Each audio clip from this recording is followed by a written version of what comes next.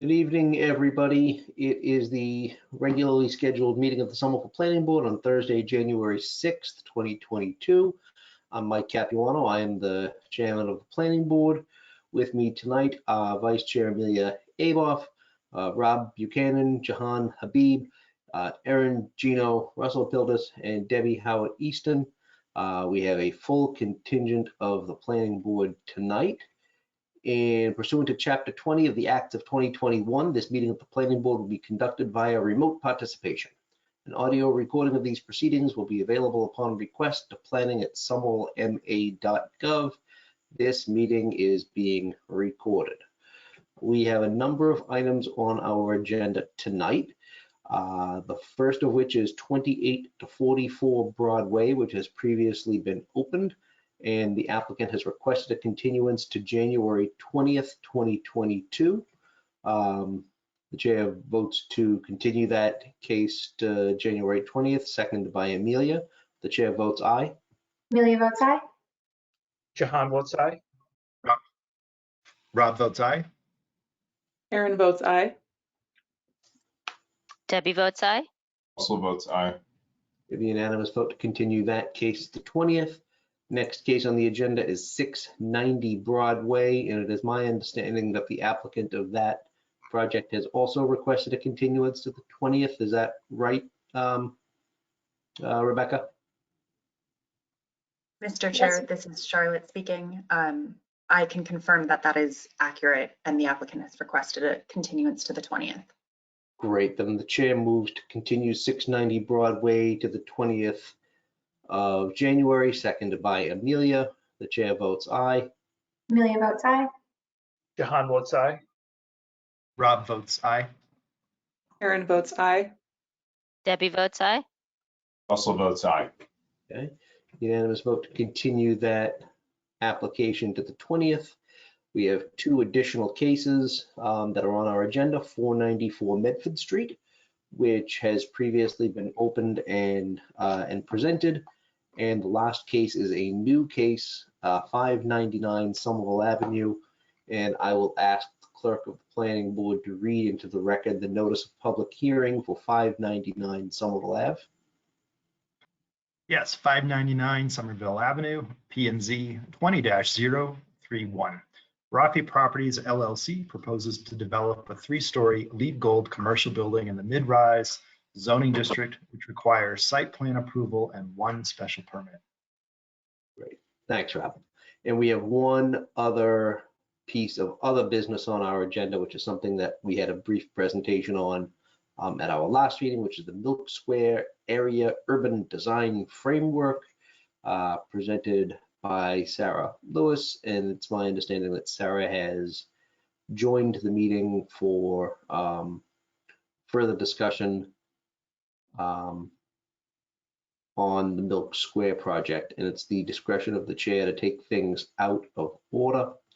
So I would like to invite Sarah to be unmuted and continue discussion on Milk Square, please.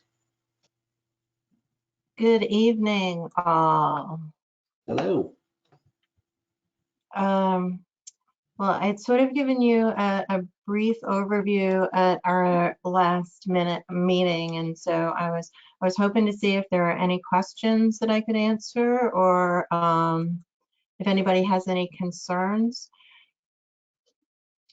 The one thing I did want to explain is the idea that the UDF is, whereas what we've done in other situations is the UDF and the overlay generally match. What's difficult in this area is we don't have necessarily all the neighborhood planning done ahead of time, but the larger area was included in other neighborhood plans, even though we might not have the detailed area. So for example, the 200 McGrath site obviously does exist in the zoning as the Union East sub area of the master plan development. But how that all then fits together, we realized we had to look at the larger area, especially for transportation and mobility reasons, given as critical as McGrath highway is and what happens there. And, you know, as I mentioned before, there is an awful lot of underground infrastructure in that area that, while not terribly glamorous for those of us who, you know, sort of love the physical side of planning, are obviously critical nonetheless. So if there are any questions that I can answer, I'm glad to do that. Yeah, Sarah, so I just want to clarify, when we're talking about a design framework, that's kind of a broader picture vision of what the area could look like. And it's not actually approving any buildings or any particular special permits or site plan approvals or anything like that. It is an idea of where we could go with some more detailed and focused planning, which would incorporate community involvement, right? That is correct. Yes, much of the detail issues come later. Yeah, I just want to make sure that for anybody listening or folks on the board understand that what we would be voting to adopt would be just that. It would be a kind of a broad picture idea of where to go on our next steps to make it permittable buildings and streets and open spaces and things like that. So because we've got some folks on the board that might not have had the opportunity to vote on these frameworks or neighborhood plans or things like that previously. So Rob. Thank you, Chairperson. You know, maybe my memory might be a little foggy since over the holidays, but my recollection was that we kind of, you know, briefly mentioned that this was coming our way, but I'm not recalling a presentation on this. I mean, I've looked at the document that came over email, but maybe I'm missing something. But you know, I'd love a little recap if possible. I don't recall a formal presentation on this. It wasn't really a formal presentation. I had sort of just gone over an outline of what the document included. And I know that you had received it late prior to the previous meeting. And so that's sort of generally what we were going over. I think the important thing that I would like to stress that we're trying to do here is to incorporate the area of Milk Square that was in the neighborhood, the Union Square neighborhood plan, and bring forward some of those concepts as there is zoning on the Union East area. We are hoping very soon this calendar year to start a real planning exercise around the Milk Square area. And that includes what is now the Burger King site, the Target site, all those areas that are very much in the eastern edge of Union Square, similar to we've been doing the brick bottom visioning on the other side of McGrath. So trying to bring all of these, both sides of McGrath together. So there's a lot of the concepts of the key principles, the idea of trying to keep whatever the public civic space at Milk Square and maintaining that as a symbolic entry to Somerville, especially where the McGrath will be grounded in that location. So that gives us a fantastic opportunity for both the terminus of Somerville Avenue and sort of at the bend in McGrath Highway.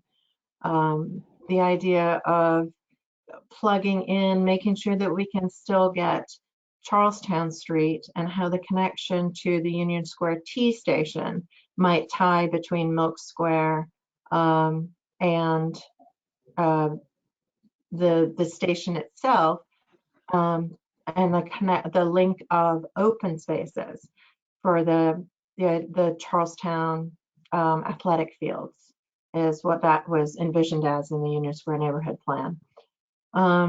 Obviously, the new street network that comes with that, including we've been looking at the Poplar Street extension as it crosses and connects to Medford Street that was part of the Union Square neighborhood plan, understanding how that comes forward with alongside Art Farm, and that's that that area of the city, and that would go through the 200 McGrath site where there is currently yet another underground easement.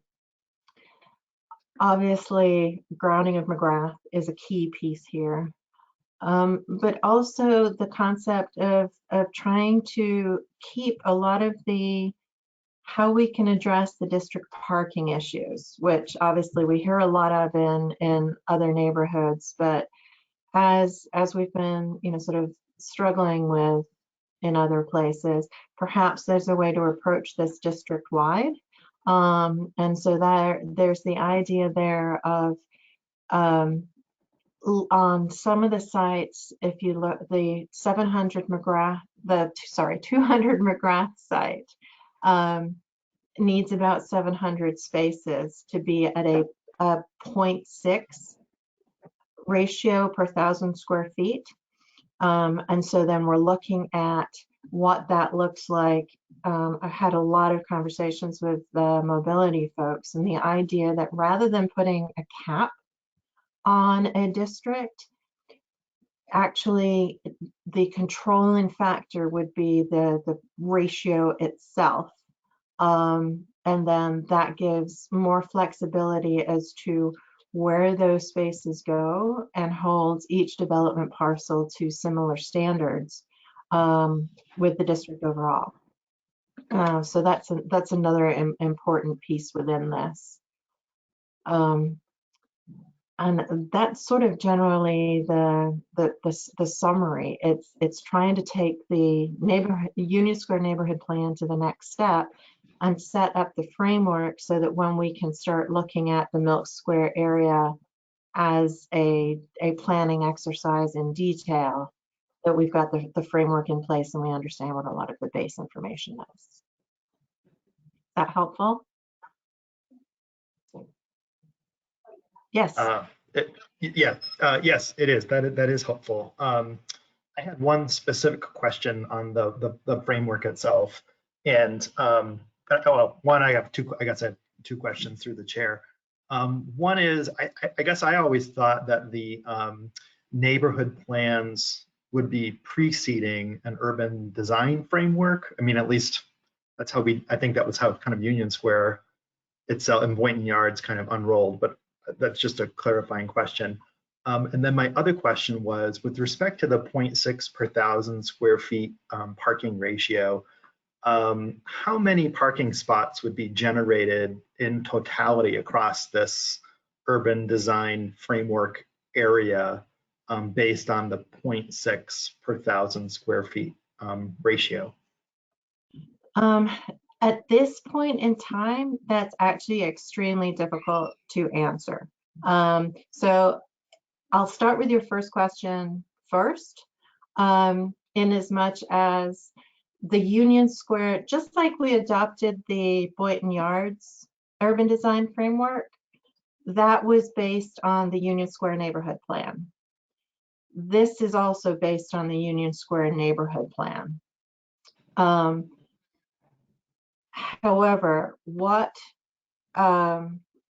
we would like to do with the Milk Square study itself, knowing that when the Union Square neighborhood plan was adopted, it was a very different economic condition. There were very different pressures on the city. And so it would be looking back to make sure that we do have what we want in that area. That gets to, and I know this is not giving you a definitive answer, Rob, I'm sorry, but it's sort of where we are at the moment. But obviously the 0.6 is the same ratio that Boynton Yards is being held to overall. And so without knowing entirely what the program is, how tall the buildings will be in this area, I can't give you an actual parking, a straight number. And again, Sarah, just to confirm, that's because this is kind of a broader framework is not designed to have that level of specificity. Exactly. The only specificity we have right now is what's in the Union Square neighborhood plan. Thank you. Yes, Aaron. Thank you, Mr. Chair. Through you've got another one for Sarah. Now, so we've got a redesigned street framework. I guess I kind of struggle with the 0.6 ratio being it's dependent to buildings, but the street network doesn't change. So I know this is kind of outside of maybe this urban design framework, but maybe as the planning exercise is happening, what are your thoughts around sort of modeling the max number of cars that can go through that, you know, those 4 streets, right, on page 8, so we can kind of wrap our heads around, like, what does 700 even mean? We've actually started that modeling as we started this work. So it's not at a point yet that it's can be unveiled, but we have done a lot of conversation, and we've got the transportation model is actually being built to understand that those 700 cars on the network as it is right now can be distributed. It is important to get those new street connections through that were shown in the neighborhood plan for that distribution. And so, you know, sort of when the model is more complete and can be shared, it'll be able to show that we can at least handle the new development, but it is very, very critical to get the type of density we want. We absolutely have to limit the parking ratio and talk about other modes. So the idea of the summer vision goals become beyond goals as far as mode split, as if we want to get sort of the development density in this area where, you know, sort of with the exposure along McGrath and the access to 2 T stations, it should be doable. Yeah, thank you. That helps a lot. And I realize you're probably in a chicken and an egg problem where you can't like model without the street network, and then you need the UDF to have the street network to do the modeling. So I'm glad to hear that those exercises are happening as part of this. It is definitely a back and forth, and we are definitely making some assumptions on what might have been proposed in the Union Square, because a lot of the Milk Square obviously were renderings, and so there's a lot of speculation because it was, you know, thought that there would be deeper dives into different areas later. So it's definitely a back and forth. Thanks. Does anybody else have any questions for Sarah? No? Okay. And, you know, like I've said, and as Sarah has said, this is just the next step in more detailed planning on where we can go and what we should do, but we need to get this step done before we can actually get to kind of perfecting what it is that we'd all like to see and to have happen in this neighborhood. So with no further questions, the chair moves to adopt the Milk Square neighborhood framework, seconded by Amelia. The chair votes aye. Amelia votes aye. Jahan votes aye. Rob votes no. Aaron votes aye. Debbie votes aye. Russell votes aye. Okay, we have 1 dissension, and the remainder of the planning board has voted in the affirmative. We have a neighborhood framework. Thank you very much, Sarah. Thank you so much. Have a good evening. You too. I will ask for the applicant 494 Medford Street to be unmuted, and whoever wants to share their screen can share their screen. This application has previously been opened, and we have taken testimony on this item as I recall the previous time we've opened this, so I'm not sure who from this particular applicant needs to be unmuted and shared, but I would welcome them to do so. Yes, this is Rebecca speaking. Could the team please utilize the raise hand feature? And I will see you and I will unmute you. Okay. Mr. Rissling, you are unmuted. You're muted on your end.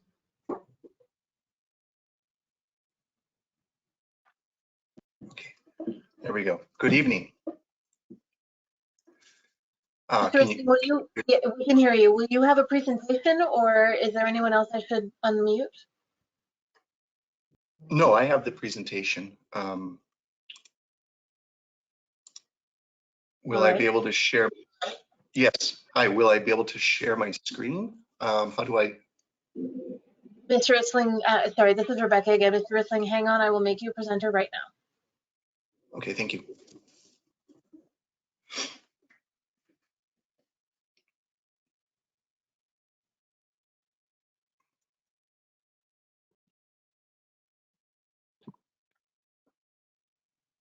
Okay. Here we go.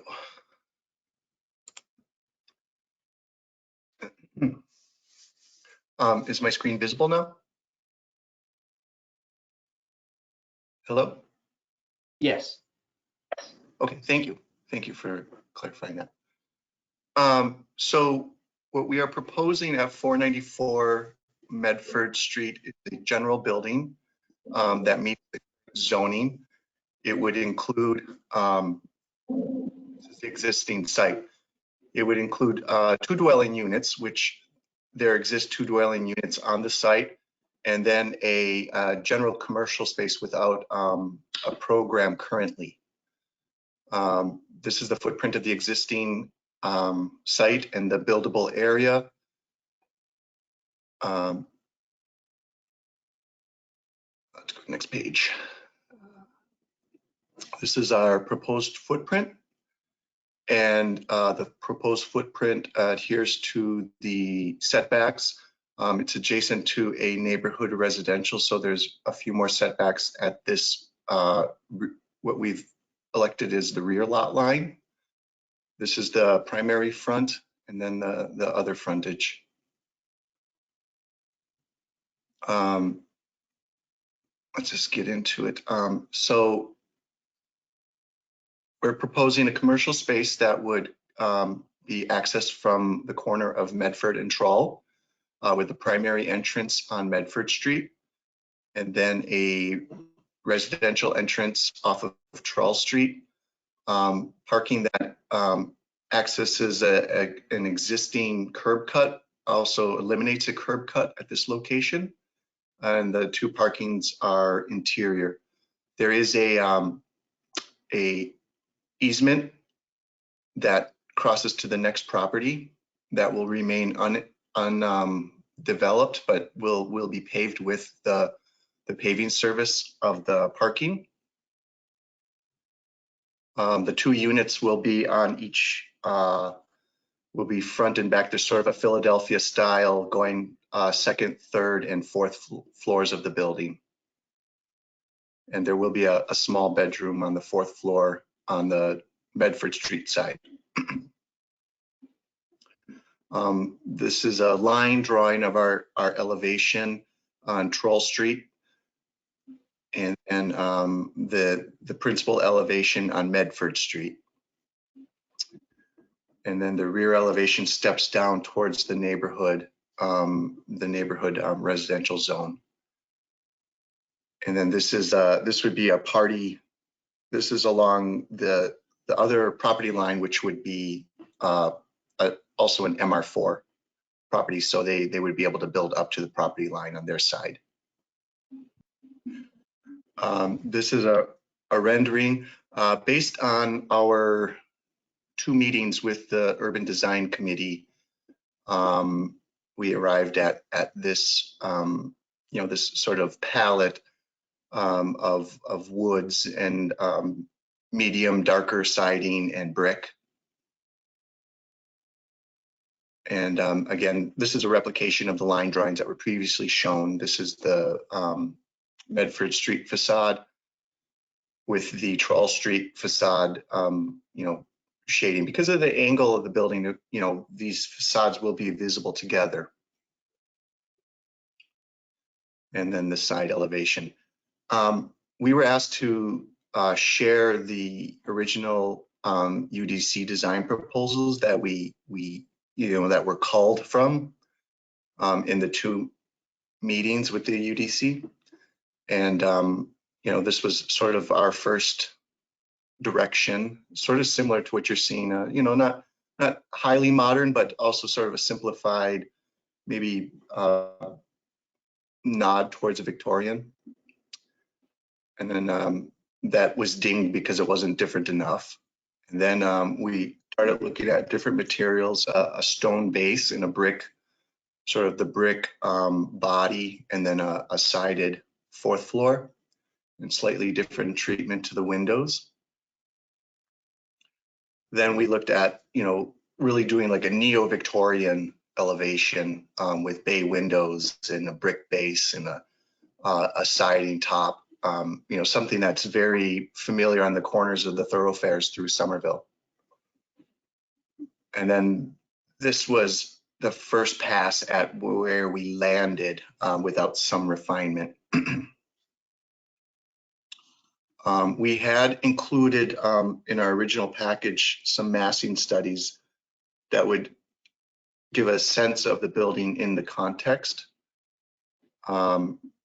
This would be at the corner of Troll and Medford Street, going into the square. And we thought of it having a relationship with this 3-story building on the other side of Medford Street, sort of becoming a gateway into the square.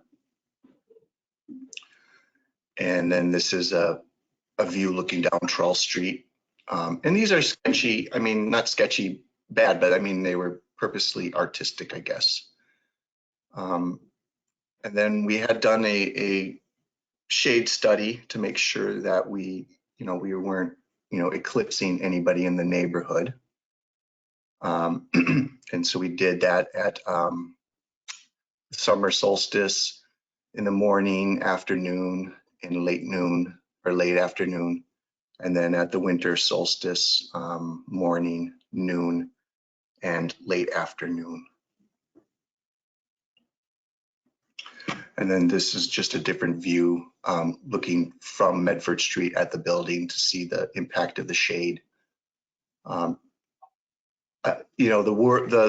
south-facing slope of the hill helps us, would mitigate the height of the building as it steps down into the neighborhood, and then the rest of the neighborhoods are steps up the hill.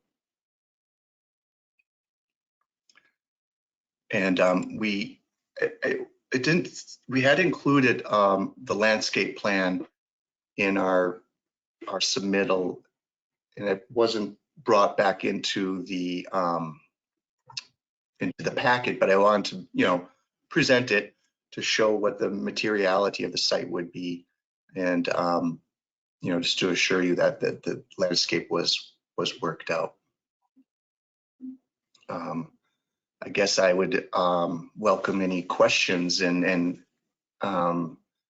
maybe another way to familiarize you with the project, if there's any.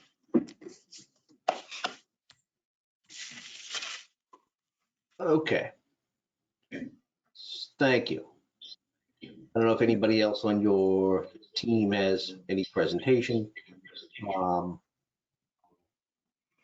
But I will. Yep. No, I'm sorry to interrupt. I'm sorry. Go ahead. Did you have anybody else on your team that was going to present? No, not at this point. So I'm going to start with a couple of comments. and you're not necessarily gonna like them, okay? This building, to me, has some significant issues that need to be corrected and modified before we move forward on taking a vote. First of all, it looks just purely visually, it's not exciting. It looks, first of all, nothing like any other building in the neighborhood, but at the same time, it looks like every other generic building that's been built in Greater Boston in the last 10 years. It looks flat. The mix and match of colors and materials and things, it reminds me of the Adam Sandler car from his comedy CD, 17 different colors. There's no continuity to it. The windows are all different sizes, and it doesn't seem to flow to me. There's to me a complete absence of landscaping and green space that I think makes the building just look like a block in the middle of nothing. I think there needs to be kind of significant work done to make this more appealing and more congruous to the neighborhood, and less like just a Lego structure that's kind of placed on Medford Street with nothing around it. Those are my at least initial concerns on the visual aspect of the project. I was hoping somebody would talk about traffic flow and scalability, because like I said, there's kind of nothing else like this in the area. It seems like it would, even though it would fall within the zoning constraints, it seems like it would overwhelm people walking by, and the scalability of the buildings that surround it. Just looks like it's overwhelming. It doesn't look like it's trying to blend in. It feels like it's just plopped. And so those are my concerns. I'd like to hear what other members of the board would have to say about this, but those are my concerns right now that I'd like to at least have discussed and addressed by the time this comes before us again.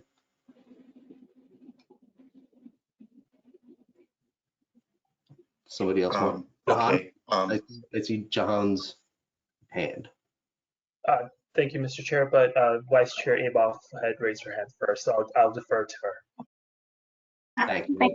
Everybody's in such a small square right now, it's difficult for me to see. Yes, Amelia, go ahead, please. Thank you, Mr. Chair.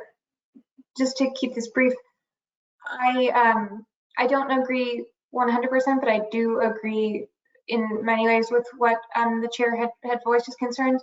In terms of context, however, I would ask that we please keep in mind, like, we often bump up against this moment of a first building that is pivoting towards a commercial push in a square that is out of context in its moment, but would be contextual in sort of a future condition that we are evolving certain areas towards. So I might ask if in this conversation, or perhaps a follow-up, we could ask the applicant or staff to speak a little bit more to how a design of this scale and more commercial orientation would fit with the anticipated future context, because I think that would, at least for me, help better understand some of the concerns that you raised, Mike.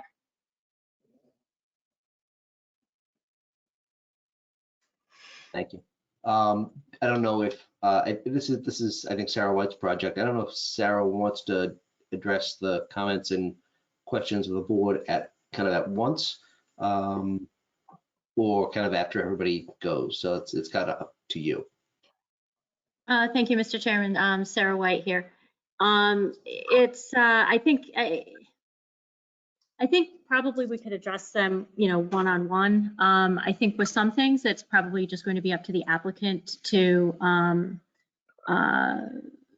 make adjustments to their proposal. But I would take note of Ms. Aboff's comments about, what's in the square currently to what the square might go to in the future. To some degree, I think that we can predict the future in the sense that we have certain designs and building form and massing that we're going for. And in other ways, time will tell what a future development team comes up with.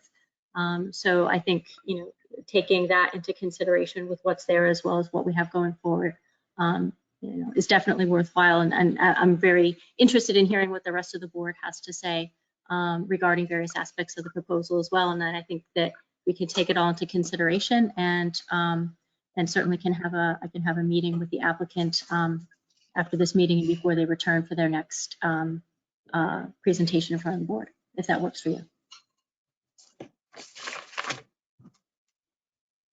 Thanks, Sarah. Amelia, did you have any more comments or questions before I move on to the next small hand that I see?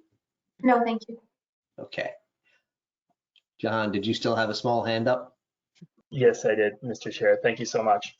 So I have a comment and a question. So the comment is really around the landscaping plan. I think that the landscape plan is certainly very thin in terms of the greenery. I would encourage the applicant to revisit what they've proposed. And then the question is really centered around the 4th floor and the small bedroom that's up on the 4th floor, along with the outdoor space, the roof deck space. I would just like to have a better understanding of what the reasoning behind the small bedroom in particular might be. And I certainly recognize the preference for small outdoor deck, but I'd like to have that clarified by the applicant as well. Thank you, Mr. Chair.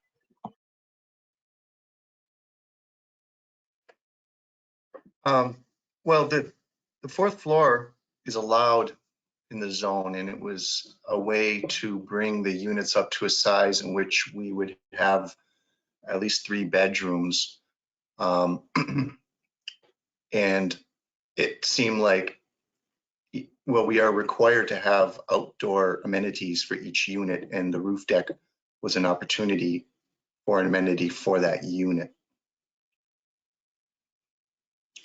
I guess maybe it's not my time to sort of defend some of the moves. I was very surprised that, we have a minimum height requirement for the 1st floor of 14 feet in the MR4 zone. I did not start this design with a 14-foot 1st floor, nor did I think that each floor would be over 10 feet in height. Again, I wouldn't have started the design there, but the zoning requirements have minimums that we have met. Now, we did not build to the total maximum that could be built by zoning on this site. So I'm going to have to, think about this a little bit, because we did our best to understand the zoning and respond to it. And I think the vice chair made a very good point that this building is the first on the block to conform to the current zoning, because next door are 1920s 1-story shops that, from a different time. I can't, the project also has to be viable economically, and we thought that it made sense to have 2 3-bedroom units and a commercial space. And granted, it is a very small lot, but it meets coverage, it meets zoning setbacks, it meets height requirements, it meets minimums that I think are a little maybe exaggerated for this particular site. But I'm willing to review all these things with the staff, and maybe we can come to some conclusions. Sure. So thank you for that. And I do want to just say, I understand that it does meet the zoning requirements. You wouldn't be able to come to us if it didn't. But there are ways to, in my view, and from what we've seen in other applications and other projects, ways to minimize what looks to be a building that is more massive than it looks. This one just seems to be blocky and not doing enough to, I think, minimize the scale of the building. I also understand that it is kind of the first one that we're seeing in this neighborhood, and it's not going to conform with single-story buildings that are next door. But I also recognize that it's not too far outside a residential area as well. So for a transitional building, this, I don't think meets what we generally see for a building that straddles a line between a commercial zone and a residential area. This looks and feels more like something that we typically see in the heart of a commercial zone instead of on the periphery. That was my concern when it came to the massing. I meant to say it earlier and I forgot to. I do want to thank you for the proposal to put in some 3-bedroom units, because that is not something that we see very often. That's something that I always try to push developers to do, because the city is running out of housing stock to house families. You can't raise a family with 2 adults and 2 children in a 2-bedroom house. It's too tight, and people move out of the city all the time because of that. So the opportunity to have a housing stock of this size is something that that is something that I appreciate. So I don't want to be all negative on the application, because there definitely are some positive features that we've seen. Was there anybody else on the board that I see? Erin, yes.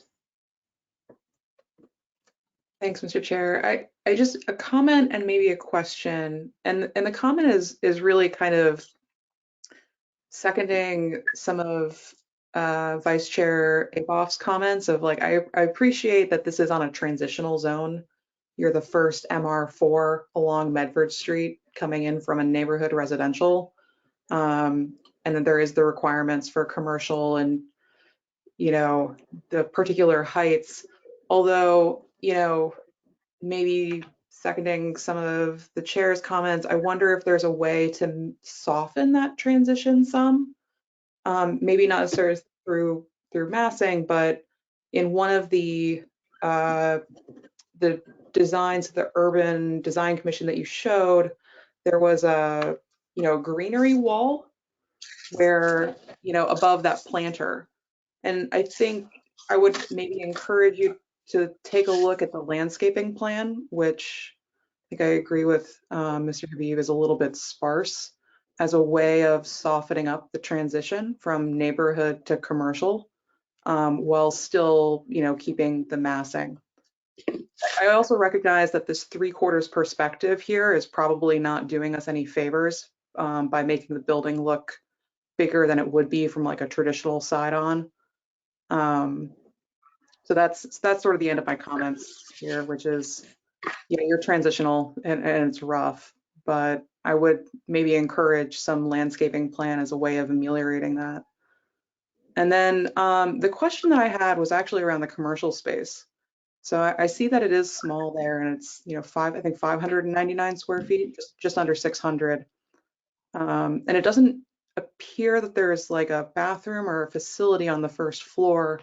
I'm actually just kind of curious about sort of projected viability of that space as a commercial space, what you would maybe envision going in there.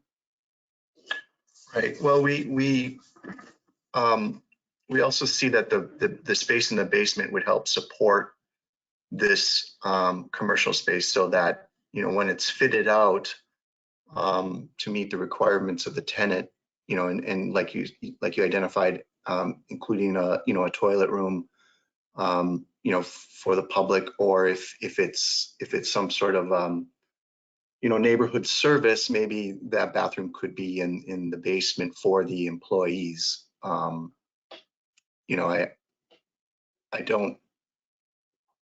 guess I envisioned it would be some sort of neighborhood service, maybe some sort of office space that has walk-in clientele.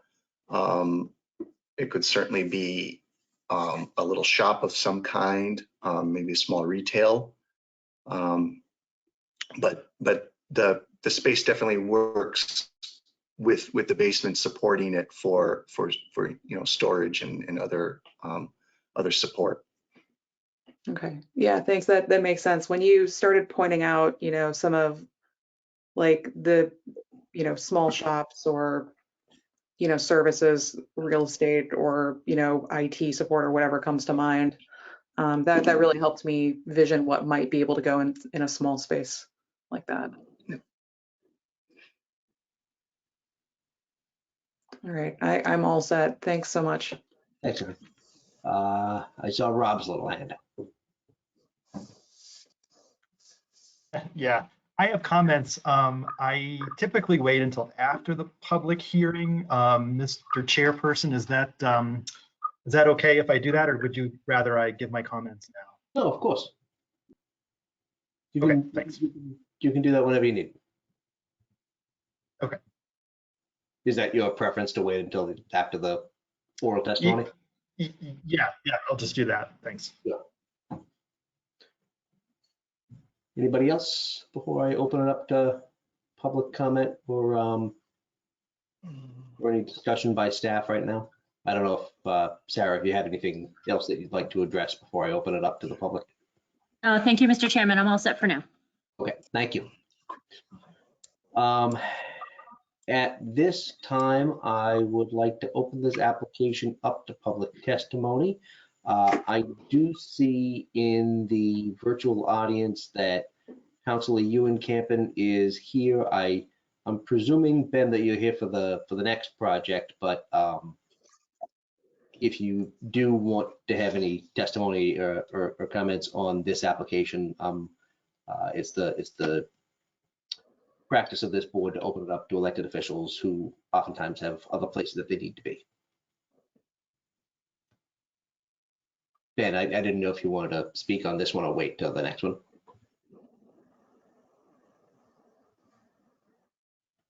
This is Rebecca speaking.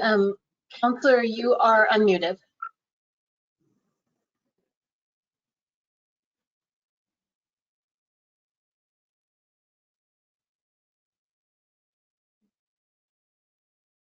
Counselor, this is Rebecca speaking. It shows that you're unmuted. I'm going to assume that you're here for the other application since that one's in your ward, and I will work with you to try to resolve your issue. Yeah, I do realize that he is here for the next one, which I figured, but I wanted to give the council the opportunity to speak on this one as well. So for this application, 494 Medford Street, if there's anybody in the virtual audience that wants to testify in support of the application, please raise your hand and I'll call on you in the order in which I see you. Yes, this is Rebecca speaking. So if you could please utilize the raise hand feature by just clicking on the little hand box and we will unmute you. The first person I see is Tori Antonino, so I'd like to invite Tori to speak. And I know, Tori, you know, but for anybody that doesn't usually testify, please give your name and home address for the record before you speak. This is Rebecca speaking. Tori, you're unmuted and I think you're muted on your end. Hi, Happy New Year, everybody. My name is Tori Antonino. I live at 65 Boston Street. Just first, I want to thank the developer for incorporating 3 bedrooms into this building. As Chairman Capuano said, they are much needed. So thank you for that. Personally, I like the Lego Adam Sandler car mismatch. It feels creative to me and modern in a way that's tasteful. I want to see so much more green in this building and in every building that we have, because I just want to emphasize that our street wall experience is going to be very essential in making up for our lack of open space and nature. And our vertical spaces are going to be essential in doing that. So bringing back that green wall that was, I guess, shot down or of less appeal to the Urban Design Commission. Bringing that back along with the raised planter. You know, I'm a big fan of Lonoceros sempervirens, which is your coral honeysuckle. You can really provide infrastructure for our twining vines. And if you have the proper treatment of a building, you can absolutely do suckering vines. And where did those 2 conifer trees go? Bring them back. Also, I just want to encourage like the side and the back of a building and the side of a building, just like that. There's a side view that I'm looking at, A2.3 in the schematics, totally blank. That should just all be Virginia creeper. It's so easy. There's hardly any windows there. It will make such a difference, not just to people's spirits and cleaning of the air, but you're going to really have wildlife, because what we need is life in the city. In addition to humans, we really need life of wildlife that are going to be butterflies and bees and not just, you know, rats and starlings. So, and we will achieve that if we put the right plants in. I think that's it for now. I might have had another comment, but I'm curious to hear what the rest of the planning board has to say. But definitely bring back that wall, that green wall, and just try to expand the vertical space using greenery in the vertical space. And I'm going to ask that of every single development that comes along until it becomes commonplace. All right, thank you. And thank you. Dory, thanks very much. Jude, I had one more thing to say. I want to see the landscape plans. I want to see the plants going in. That's very important. So, in fact, the most important thing, the decision of which plants in order to restore our wildlife, because they need the indigenous plants. Thanks. Thank you very much. Anybody else want to speak in support of the application, please push the raised hand button. I am scrolling and I do not see any right now. Going once, going twice. Seeing none, I'm going to close that portion of the public hearing and open it up to public testimony for individuals that want to speak in opposition to the application or otherwise express concern for it. Please raise your hand.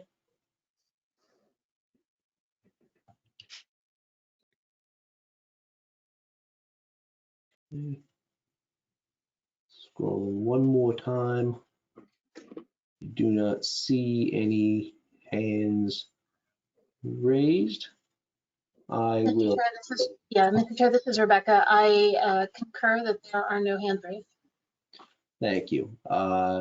Being none, I will close that portion of the public hearing, and the planning board will leave the written record open until Friday at noon on the 14th. Please direct your written testimony to planning@somervillema.gov. Rob said that he wanted to reserve his questions and comments until after the public hearing. So Rob, if you want to raise that stuff now, go for it. And anybody else who wants to add any further comments or questions. But Rob first. Thank you. I also want to echo the chairperson's comments about support of 3-bedroom units. I think that that's really fantastic. I'm gonna just make really concrete thoughts. I did look at the other designs that I think were submitted on the materials online. I think that this is from a design perspective, by and large, I'm supportive of this. I have a few concrete recommendations. One is I would make the cornice line between the 3rd and 4th floor a little stronger so that the massing is a little more differentiated. Likewise, I would make the ground floor and the 2nd floor more distinct between the ground floor and the 2nd floor, or distinct, either with another cornice or some kind of a treatment. One of the other alternative designs did that, and I thought that helped differentiate the commercial space from the residential space. My third comment is along Medford Street and that turn of the corner where the storefront windows meet the ground.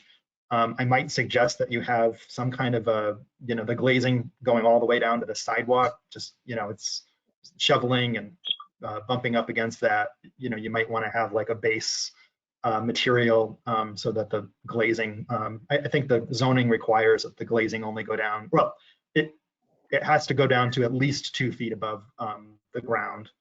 But I think you have a choice of materials below that. I could be wrong, but maybe go reference the zoning.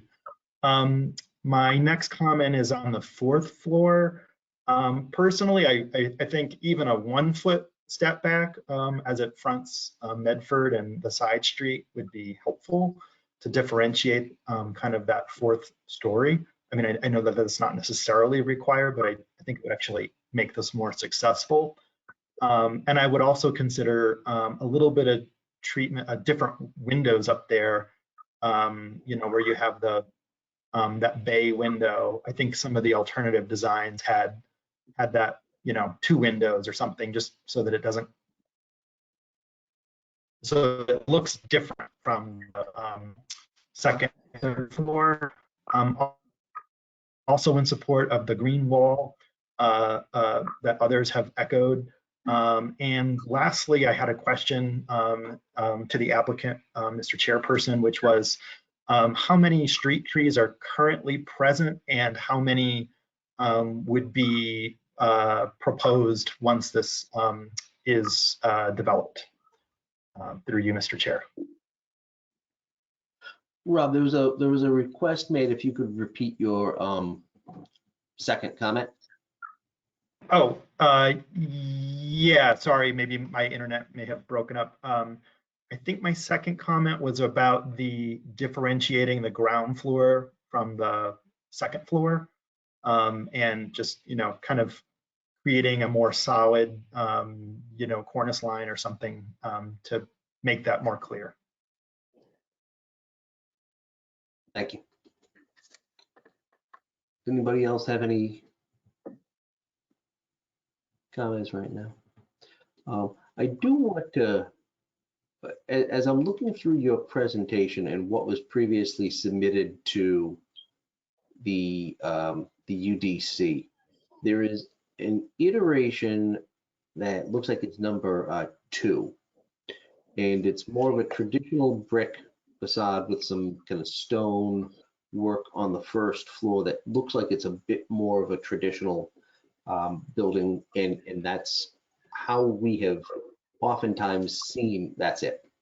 We have oftentimes seen buildings that look like this, that soften kind of what I think is kind of the jarring aspect of the application, the way it was presented to us. I'm not sure what the UDC didn't like about this particular one. This is one that I, as one member of the board, this is one that I tend to prefer because it does fit in with what we generally see, and there are other ways. I'm seeing right now even the visualization of 2 big trees out in front. Even that just makes it look more like part of the neighborhood and more like something that that we traditionally see for a transitional building, and particularly one that even with this rendering has more greenery than what you presented to us. So I'm hoping you might be able to come back and give us something that looks more, to me, more like this, if that's something that other members of the board are also looking for. I think that something that looks like this minimizes the blockiness and the massing of and kind of what I consider to be a little bit of an overwhelming feeling of what you presented, because I do think this is a positive project and I want to see it through, but I also want to make sure that it's the best project that we can get for the neighborhood and for the city. So so I look forward to seeing what you might want to come back with in a few weeks. Anybody else have any comments before we continue this to the 20th? Mr. Chair, Yes, Amelia. this is not a request. This is a suggestion for the applicant to consider, if I may. I think that it is noteworthy that on the other side of Medford Street, there are some buildings that are a little bit higher rise and perhaps more in the direction of the density that we are aiming at for this building. And it may be useful to other members of the board who have some concerns to understand better sort of how this fits in the context of not just the corner of the street, which is I think primarily what's shown, but if you were able to sort of zoom out to see the other side of the block as well. Entirely a suggestion, but something that as I'm looking on Google Maps on the other screen, I feel like might be helpful. Yeah, Thank you. I mean, yeah, there are, looking at it in the broader context of the neighborhood, I think would be beneficial because there are, as Amelia says, benefits to seeing how it does fit with the different iterations. So if there is nothing else by members of the board, I will move to continue discussion on this application to the 20th. Seconded by Amelia. Chair votes aye. Amelia votes aye. John votes aye. Rob votes aye. Karen votes aye. Debbie votes aye. Also votes aye. Okay, we have a unanimous vote to continue this application. We will see you in a few weeks. Thank you very much. All right, thank you for your time. I would now like to invite the applicant of 599 Broadway up. To Broadway, someone left? Yes, Mr. Chair, this is Rebecca speaking. Thank you, Russ. I have unmuted you. Russ, can you tell me who will be presenting for you? Good evening, everyone. I'll be doing the presentation, and then Rob Elfer from Studio Troika is also available and will be joining us.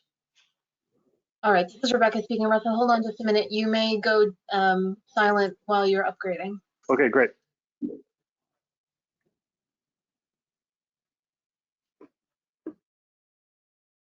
Okay, Russell is now with us as a presenter. Great. Thanks for the upgrade there. Let me just get my camera going. Hello, everyone. Happy New Year. Thanks for taking some time with us today. I'm thrilled to be here on behalf of Raffi Properties. Are you all seeing my main screen there? Great. So our office principal group has been working with Raffi Properties on the design and development of 599 Somerville Ave. It's been a great process with the neighborhood and really kind of working through this important site here on the corner of Spring Street and Somerville Ave. So we thought we would just kind of run you through the overview of the project, kind of all the various aspects of it, and then really just make sure we have some time for discussion. Like I said, we're really thrilled about this building. We're trying to create a project here at the corner that not just enhances the main street of Somerville Ave, but also provides a small scale. Let's pull Todd in. He's calling. Sorry, can you hear I me? think this is crosstalk. If Hold and folks that aren't presenting can mute themselves, please. merge. Yeah, thanks. Sorry, just a little confusion there.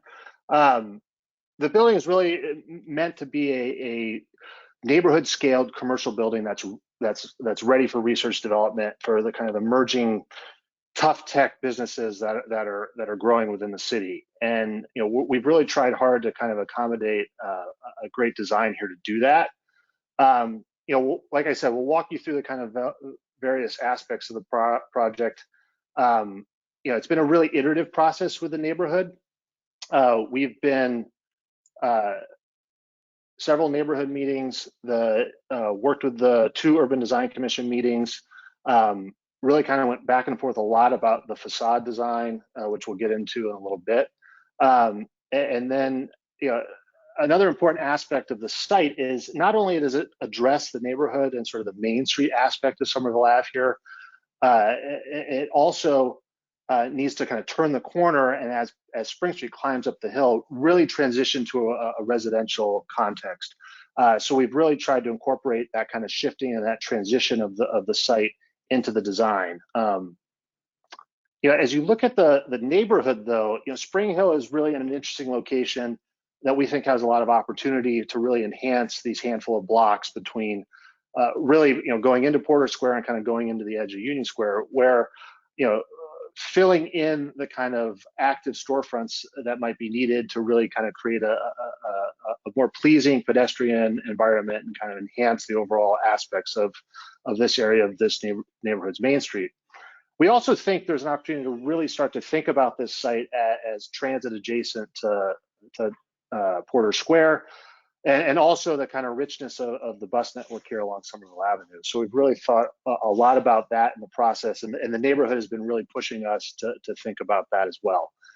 Kind of from the numbers standpoint, this is a MR3 building, commercial building type, really working within the zoning parameters.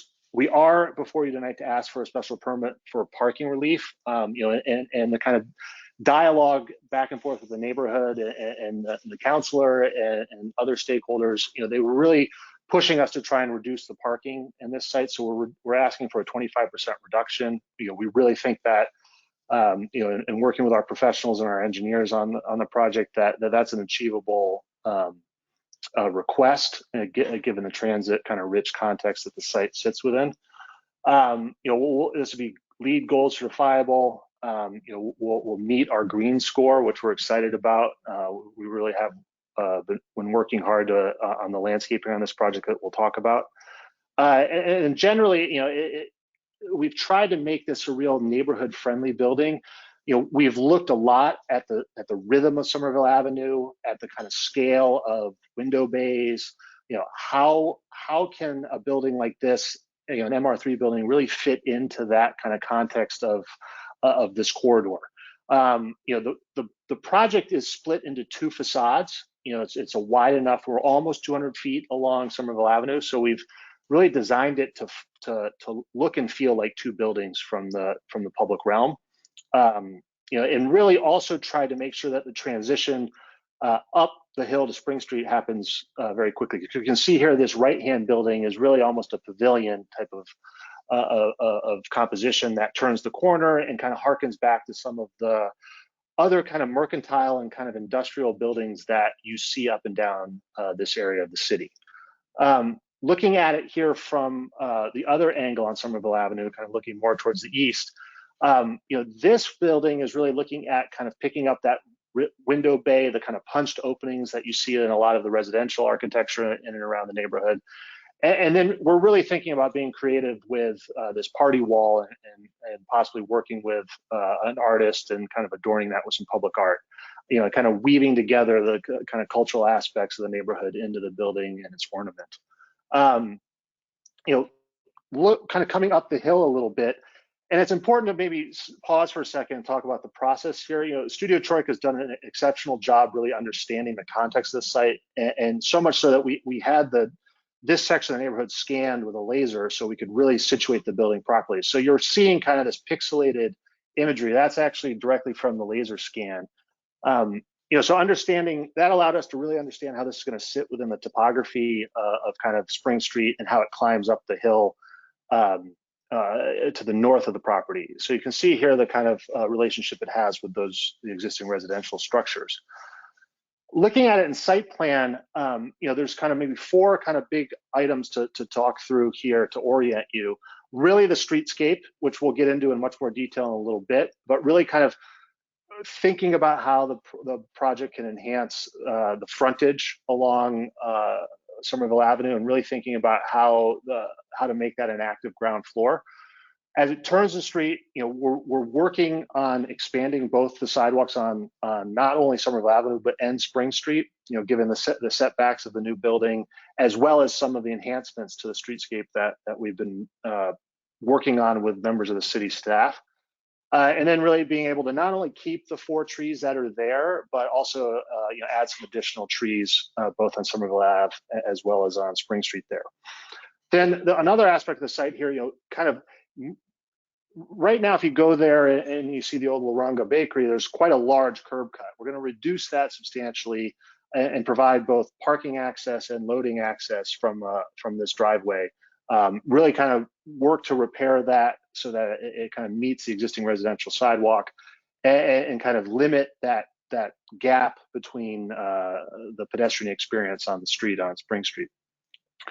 We've also worked, in a lot of conversations around how to protect the kind of adjacent residential uses from the daily business of a building like this. And the loading dock has been pulled substantially back.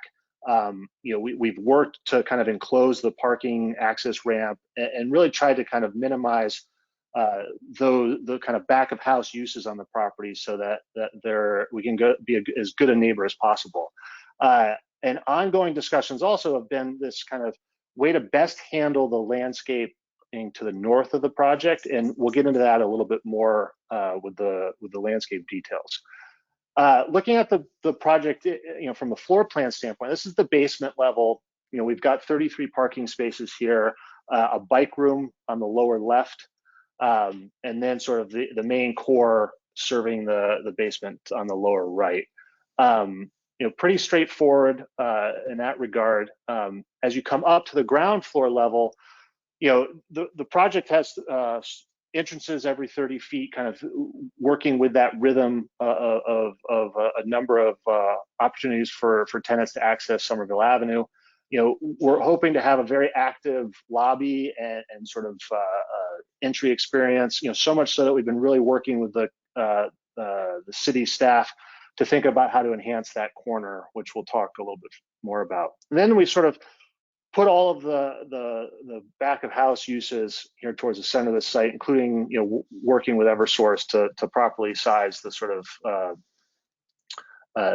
switching gear and all of the transformers. And then you can see here, the loading dock is functioning here. That operate within the city's time commitments. And then kind of thinking about how we can make sure that the parking access is done very easily from Spring Street, and then this landscape buffer that ideally is done with evergreens and a variety of other plants, native species to really enhance that transition to the residential buildings beyond. Coming up on the building, you can see here it's a pretty straightforward commercial building, kind of fit out for a variety of flexible uses. It's a spec building here, and there's a lot of kind of interest in the growing tough tech community. So there's likely there could be research and development going on here. It could be laboratories going on here. It could be a variety of office space going on here. So we've tried to design this as flexibly as possible. Interesting note, we've pulled back on the wing here to the sort of northwest of the project, and I'll show you that in a little bit more detail in a second. And that's envisioned as an intensive green roof. We've had a lot of discussion and appreciate everyone in the neighborhood's time and thought on this building about the penthouse and the mechanicals. We've made a commitment with the Urban Design Commission and kind of working through the design of this part of the project to 16 feet at the penthouse, and really have been working hard with our acoustic engineers and consultants, the Centec, on the project to make sure that we can really minimize the effects that the project's mechanical requirements will have. Looking at the facade here, you can really see the two designs here, really the two buildings. I think the design team's done a great job of kind of really making sure this feels and interacts, that they feel as one project, but they also have the scale and kind of composition to really look like two buildings. I'd like to thank the Urban Design Commission too for their help on kind of working through this. Looking on the back, you can start to see the kind of terracing that's happening with the landscaped area of the north property line. We'll talk a little bit more about that in a second, but the privacy concerns of a building like this have been kind of front and center in a lot of the conversations. We looked at this first from the architectural standpoint, which was to really on the portions of the facade that are the most northernly adjacent to the residential abutters. We've tried to really, this 82% of those facades are brick, so that we've kind of limited the glazing as much as possible. And then in a lot of dialogue with the neighborhood, we started to say, okay, well, some of these windows, particularly the ones behind 40 Pittman Street, which are these sort of 6 here on the second and third floor, we'll likely need to work with the future tenants, and have committed to do so, to put some window treatments, so that the objective being to really cut down the sight lines and to minimize or obstruct the sight lines, particularly below 6'4", to the finished floor of the neighboring rear yards. And then on top of that, we've really worked with the landscape architects to situate as many evergreens as possible in that landscape buffer, so that we'll get, as those trees mature, we'll get kind of year-round landscape buffering as well. So I think the project is a masonry building. We're really envisioning it as a, ideally it's a 100-year building. It's got some strong character to it that ideally over the years is something that lasts and is endearing to the neighborhood, and kind of looked to a lot of the precedents around Somerville for how to do that at this sort of 3-story scale, and kind of make sure it's situated well within the context of Somerville Ave. So kind of switching gears to the landscape, the site is predominantly built out and almost fully covered now. So we did try to think through how can we create these kind of wonderful moments of landscaping with the new project, and I think particularly on the streetscape. And I really like to kind of thank the mobility division and the others at Open Space and Land Forestry for helping kind of think through all of the moves here on the streetscape. What we're at a large sort of high level, we're committing to put in a raised sidewalk across Somerville Avenue. Just sort of experiencing it with ourselves on the project team, and the kind of the amount of sort of jaywalking and kind of desire that people have to go back and forth at that intersection became really apparent, and the community really came forward and said, if the project can deliver a sidewalk, that would be fabulous. So we've committed to do that, and then that really got us thinking creatively about the streetscape in general, and we're going to bring forth a parklet, sort of enhanced or enlarged corner bump out, and probably have some custom furniture there for seating and kind of enhancing the public life of that intersection. And then, the mobility divisions asked us to put an inline bus stop adjacent to that expanded bump out and parklet, and then working with them also to bring the bike lane up onto the sidewalk, so that will have a better and more enhanced bicycling experience on this section of the block. We're also working with the landscape architects closely and our construction management team to keep these 4 trees. And then we'll also be working to continue to work with those divisions within the city to finalize this design. On the back of the property, I'll walk you through the kind of 3-dimensional sort of stepping of this rear landscape area of the yard. In kind of thinking about how to really blend this project into the residential character, we thought rather than just building a retaining wall, why don't we try and elevate the landscape buffers areas of the properties, so that those trees and kind of the native landscaping there, it can be experienced as best as possible from the rear windows of the adjacent properties. And then here behind 46 Pittman, you can see that step back that happens from the first floor to the second floor, and that will be an intensive green roof. So we'll get this kind of layering of landscape happening at that particular point in the project. And then as you come closer towards Spring Street, this is behind 44 Pittman, kind of adjacent to the access to the parking garage below. You'll see that we've really elevated the landscaping and kind of invested in a substantial retaining wall, so that that landscaping is also visible from the rear yards of the residential adjacent properties. And then as you come towards Spring Street, the kind of, the hill, the Pittman Street sort of hill kind of comes down and meets Spring Street, will have essentially an at-grade relationship with the neighbors and really focus the landscape buffer and fencing that way. So we think that was a really creative solution that the team came up with for how to kind of maximize the landscaping potential on the project. And then when you kind of look at Somerville Avenue here, you can see the kind of crosswalk on the right crossing Spring Street, but on the left there, you see there's this desire line to cross Somerville Avenue. So we've been working with a variety of the departments on how best to design the streetscape as well as that sidewalk that crosswalk that will be constructed with the project. I think the team, both walking and riding our bikes along the newly constructed section of Somerville Ave, kind of to the eastern portion of the street, you can kind of see the kind of precedent that was put forth in that section of Somerville Avenue. So here in a kind of detailed view, you can see some of the schematic designs of how that streetscape is going to come together. We've been working to adjust really inches to accommodate the existing trees and kind of wiggling the normal dimensions that we might see for the bike lane and the buffer strip to fit everything into this design. And I appreciate all the time the staff have given to helping us do this. And of course, we want to make sure that's a durable and long lasting. So we'll be working with the city on using a number of their standards, and then we'll be getting into a maintenance agreement on the parklet so that any of that custom furniture the project will be responsible for going forward. So again, we're all really thrilled about this project. We think it can provide a really unique set of benefits to this site.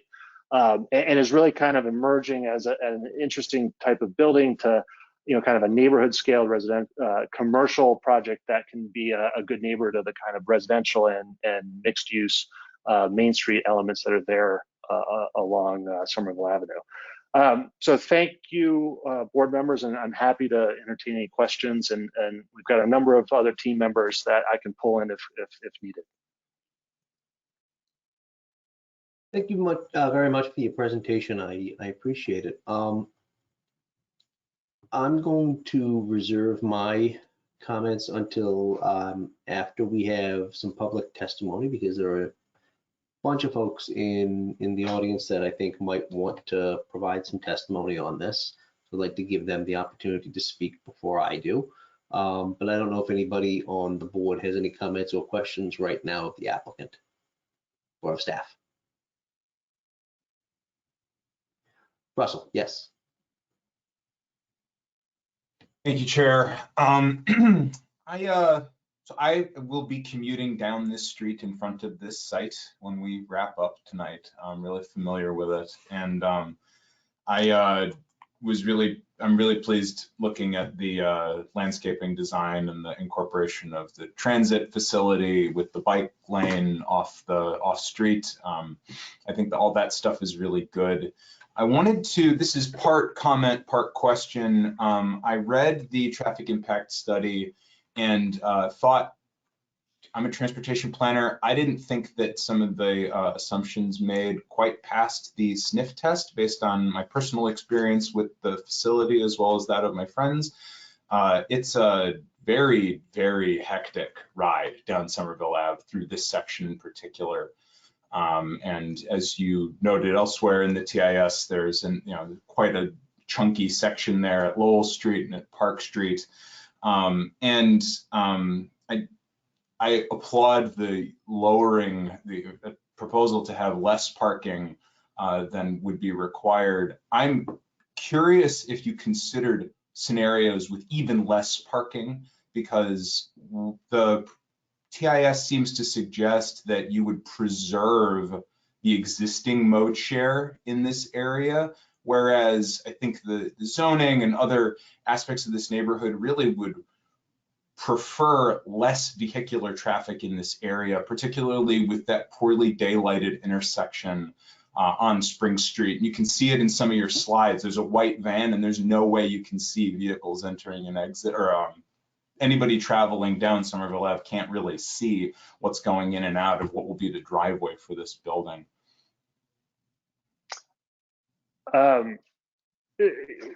Yeah, thank you for the questions. Let me see how to sort of back through them. I think we've had a lot of dialogue with the mobility division on this, and made some I think pretty substantial commitments on the mobility management plan, and we'll have to kind of meet those really what are geared towards the summer vision targets around mode share and kind of both to the MBTA and Blue Bike subsidies and commitments, and I think the vehicle travel on Somerville Avenue, that 33 spaces that we're providing, that impact we've talked with the mobility division quite a bit about. I think also the enhancements of that corner with sort of the sight lines you were talking about, with how the sidewalk is going to be pulled out, the sidewalk are going to be wider. Generally, we think that intersection is going to function differently once those improvements are made. So I think our goal here is to really, try and take a building that is really not a large commercial building and be as aggressive as we can about making sure people walk, bike, and ride transit first. The reality, though, is in the dialogue after the first neighborhood meeting and with meeting a lot of the stakeholders individually in the neighborhood, it was, they were asking the same question, like, how much can you reduce the parking by, and why do you need to have parking at all?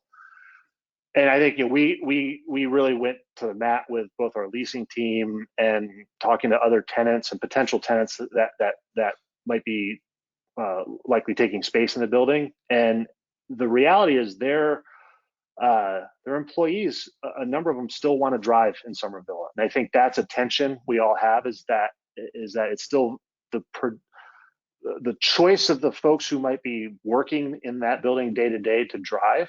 And that's coming from the tenants themselves. And we sort of said, well, we really want to try and change that habit and that lifestyle. So how can we make sure the bike room is good? How can we make sure the sort of culture of the types of companies that are there are ones that want to really ideally live in Somerville and walk to work.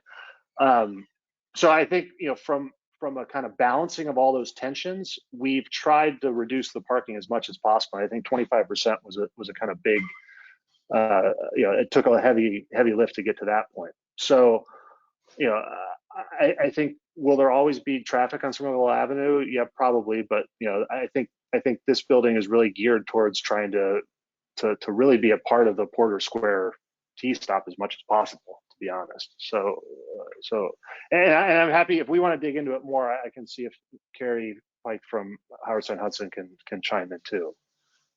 But I don't know, Russell, does that?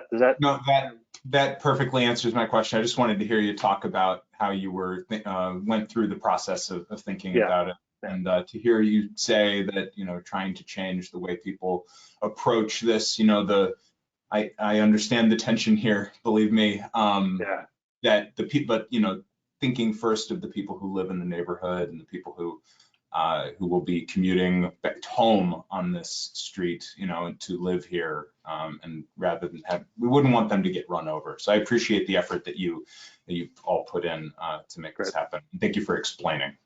Yeah, no, of course. I yield back. Thanks. Does anybody else have any comments or questions before I open it up to testimony? Mr. Chair? Yeah, Amelia, yes. Thank you so much. I just had one clarification question for Mr. Preston, following from Russell's question. When you initially presented this building, it sounded as though there were a number of uses under consideration and that a tenant had not yet been identified, but in your explanation to Russell, it sounded as though there was a specific tenant in mind. Can you speak to that a little bit, please? Yeah, of course.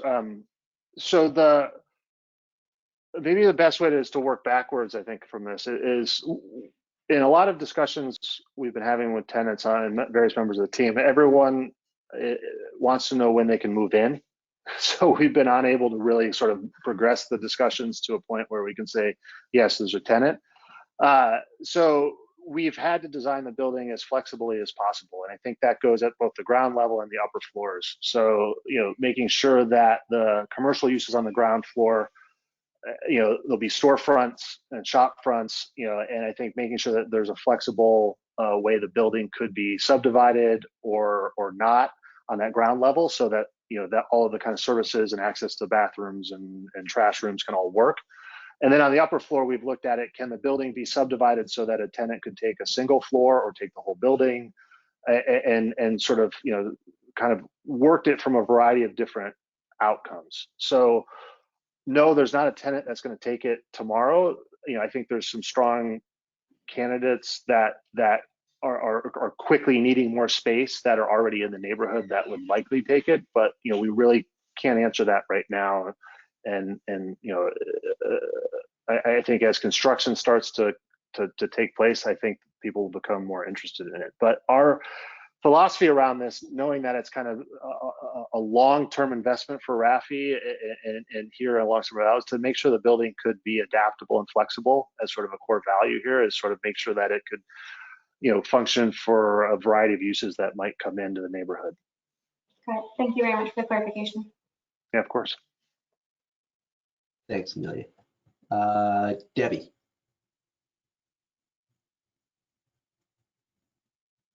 I was muted. Thank you, Mr. Chair. This is a bit of a follow-up on the parking question. And I realize you may not be able to answer this not having the tenants, but having sort of a sense of what types of tenants you're looking to put here, what the expectation might be on the number of full-time employees that you might be looking at a daily basis in the building. Yeah, no, that's a good question. I think we've had to make some assumptions on different, well, what if it's this type of tenant, what if it's this type of tenant? So I think if you look at, say if we got a tenant that was doing artificial intelligence research, and it's a lot of people, at workstations and working with commuters, it's probably going to be a higher number of employees, and we've kind of looked at it that if it is that type of business that takes the whole building, they'll likely need their own mobility management plan, because they'll be over the, I think it's a 50-person threshold. It could be 100 to 120 people working in the building. If it's a more of a tough tech tenant that's doing, there's others in the neighborhood that are doing 3D printing research or renewable energy or battery development. Those are more along the lines where they're going to see, they're going to have some workshop or laboratory space or research development space. So, it could be 75 or more plus or minus people. So I think that's kind of the sort of range we've been looking at, depending on the different types of tenants that could come in. And it could be far less depending on that type of tenant. If it's with also factoring in COVID, and I think the kind of habits of how all these companies are functioning, I think that's going to be a very interesting thing to see shifting. And some of the tenants we've been talking to, not just in the context of this building, but also with Rafi's other investments and assets in the neighborhood, Summer Nova being the largest, is looking at how to stagger working, different shifts, sort of how does the office evolve? And, I think a lot of them have to come in to continue their research and continue to kind of working on the development of their products. A lot of them are focused on, development pipelines that take a number of years and are, whether they're focused on climate change or energy, the process is really interesting. So the building needs to be really flexible to accommodate some of those tenants. So it's been a really interesting puzzle to work on with the team. And I wish I could tell you exactly it's going to be 132 people and they're going to move in next July, but hopefully we can do that in a few months. Right, and I used to live right up the street in Harvard Street, so I walked Porter T home, back and forth a number of times. So I commend the addition of the pedestrians walkway for sure, because I may or may not have jaywalked over the years. So that's a great addition. And if you could also figure out how to bring back the smell of the baking onion rolls from Laranga, that'd be great too. You're not thank the you. first person to say that. And appreciate the obvious neighborhood involvement that's gone on with the developer here. I mean, that's always great to hear. So thank you. Yeah, no, thank you. Yeah, of course. Thanks, Debbie. Anybody else before I open it up to public testimony? I really need to figure out a way to see your screens a little bit bigger than what they are. Okay. Chair, sir. there's a little bar at the bottom beneath all of our faces, between our faces and the presentation. If you drag that, you can change the size relatively of the two pieces of information. And that may That be is helpful. That is actually very I'm happy to stop sharing too, if that would be helpful. We can always pull the slideshow back up. right. Now, I mean, when an applicant is making a visual presentation, I like to have that as big as possible so I can kind of follow along with everybody else. But for the purpose of this, minimizing it is helpful to be able to see everybody else too. So thank you.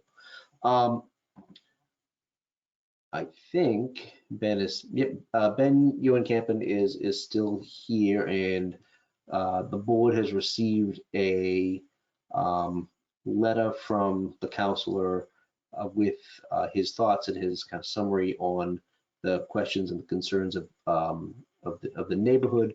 But I would also invite him to say what he'd like to say this evening before anybody else gets to go, unless he wants to go at a different time. Mr. Chair, this is Rebecca speaking. Counselor, you are unmuted. All right, can you hear me? Yes, sir. How are you, Ben? I'm doing very well. Happy New Year's. Thank you very much for taking me. So, Mr. Chair, I'll be brief. As you said, I sent a written comment that had probably about a dozen issues that had come up over the last, say, 9 months of neighborhood process around this. And I don't think there's a need for me to kind of reiterate them all verbally tonight, but I just wanted to say, I guess I'm thankful to hear from the presentation that, from what I could tell, basically all of them were touched upon. And really what I want to do is just kind of emphasize that there has been a great deal of community interest and involvement in this. This is, directly abutting a number of much smaller residential buildings in a tightly knit neighborhood community. And, as was mentioned, there are pretty significant kind of privacy issues. There are a number of 1- and 2-story and single family houses that directly abut the building, and, making sure that these are not windows, gawking directly into the backsides of their residences, I think is incredibly important. And I would just ask that you all please do consider the testimony that you're going to hear from neighbors tonight, and that may be coming in written, and that you, to the extent that is kind of legally possible, include all these issues as conditions that were raised, because I think the neighborhood has really put an admirable amount of energy and dedication into making sure that they can kind of support this project and feel comfortable with it, assuming that the things that were represented in those neighborhood meetings are actually enshrined. So thank you all very much, and I won't take up any more time. Councilor, thank you very, very much for your comments and for your letter. I thought it was particularly helpful because it really, to me, showed where the neighborhood's kind of collective heads are at on this application, and that has informed me quite a bit on how to think of how I, as one member of this board, will look to move forward on this project and what we expect from the applicant. So thank you again. At this time, I'm going to open it up to public testimony for anybody that wants to speak in support of the application. If you want to do that, please click the raised hand button, and I will call on you. Because there are a number of people in the audience, depending on how many folks want to testify, I may limit it to 2 minutes, but right now I only see 3 hands, so I'm not going to do that. But at the same time, I would ask you not to take up a considerable amount of time in light of everyone's interest. The first person I see is, the name is kind of small, Robert Elfer. If Robert Elfer could please be unmuted, and please just introduce yourself for the record. Name and address, please. Actually, I think that's a mistake. I may have pressed the button. I'm the architect, so. Okay. I pressed the wrong button. My apologies. Nope, no problem. The next person I see who may or may not be connected with the application is Sarah Green. So if Sarah Green could please be unmuted and please Give your name and address, please. Hi, my name is Sarah Green. I'm at 593 Somerville Ave, which is a condo building 2 buildings over from the space, and also an abutting driveway on Spring Street. So I guess I'll just jump right into it. So yeah, I really wanted to thank the developer for incorporating a lot of the feedback from the neighborhood. They really have been so thoughtful in considering the needs of the community, and definitely looking forward to having more kind of commercial usable space in the neighborhood. So I wanted to express my support. And also I did want to call something out that also concerns me about traffic on Spring Street, that I think that a few people have direct experience with. So I don't know if you, whoever's running the deck, the slide deck, if you don't mind going to the laser sketch slide or the one that followed it. Yes, I think this is a great example. So the way that, it's my understanding that there's currently no plan to change the actual street design itself on Spring Street. Of course, they mentioned that the sidewalk would be updated to accommodate, but the problem with Spring Street is it's all one way going towards Somerville Ave, except for the first block where the loading dock is. And right now that first block is supposed to be 2 ways, except you have parked cars on both sides of the street going in the same direction.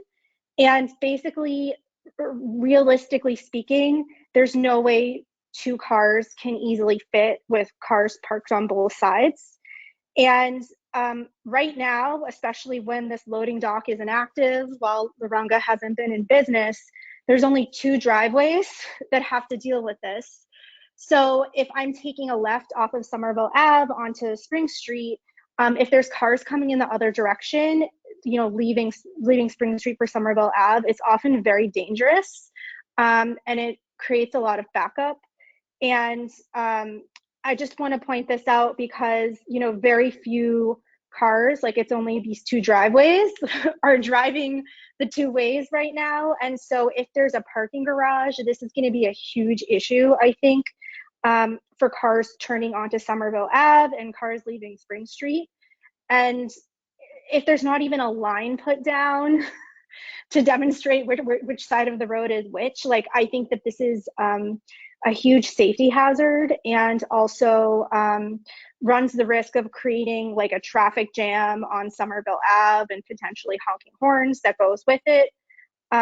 So I just wanted to ask that, you know, if that first block of Spring Street can be refreshed alongside all of the other great things that are happening in the interest of public safety. Again, not many cars have the opportunity to even try to drive this way now. So many people may not be aware of it, and it's not really an issue if you're an occasional car driving in, but when it's cars commuting and this is their rush hour pattern, I think this could become a huge issue that we could easily prevent. Thanks. Thank you very, very much. The next person that I see with their hand raised is Samuel Snodgrass.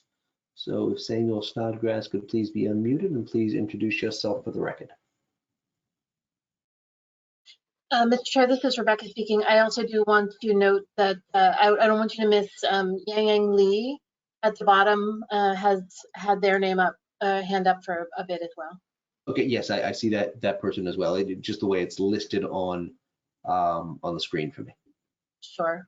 Samuel, you are unmuted. I do see Yang Lee, and they'll be called on next. Oh, hey, can you guys hear me? Yes. Oh, so I'm Sam Snodgrass. I live at 40 Pittman Street. Just quick question. So I know Greentown Labs was floated in some of the community meetings as a potential client or tenant. I worked at Greentown, you know, a little bit down on Somerville Ave. It's kind of a great thing, you know, brings a lot of cool industry in. The one question I did have though is living at 40 Pittman Street, which is a pretty short residential building, basically directly north of this building. It's in most of the slides. So 100% of my sunlight comes in through my south windows. And I'm just wondering, I don't think this ever got addressed in any of the community meetings. Am I just going to lose all of my sunlight when this is built? Because if you look at like the vertical things, you know, this is a fairly tall commercial building with a lot of stuff on top of it. And then there was one side view that was shown, and yeah, I don't see how I'll ever have sunlight again in my house. Just thank you for your time. Thank you, Mr. Snodgrass. And just so folks know, this is public testimony, so the applicant isn't, for any questions that are raised or concerns, the applicant isn't going to respond to them right now, but they will have an opportunity to do that after testimony has closed. So just so you know that we're aware that you would raise some questions, and I will fully expect the applicant to respond to that when we're through with testimony. Okay, thank you. Yep. The next person that I see with their hand raised is Yang Yang Lee.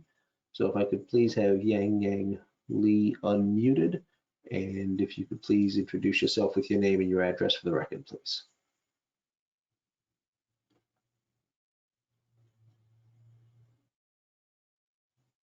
Mr. Chair, this is Rebecca speaking.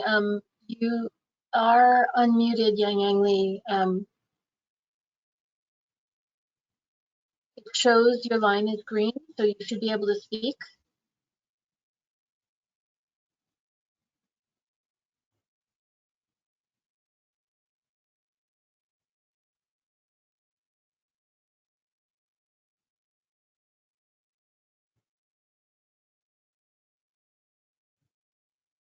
Hello.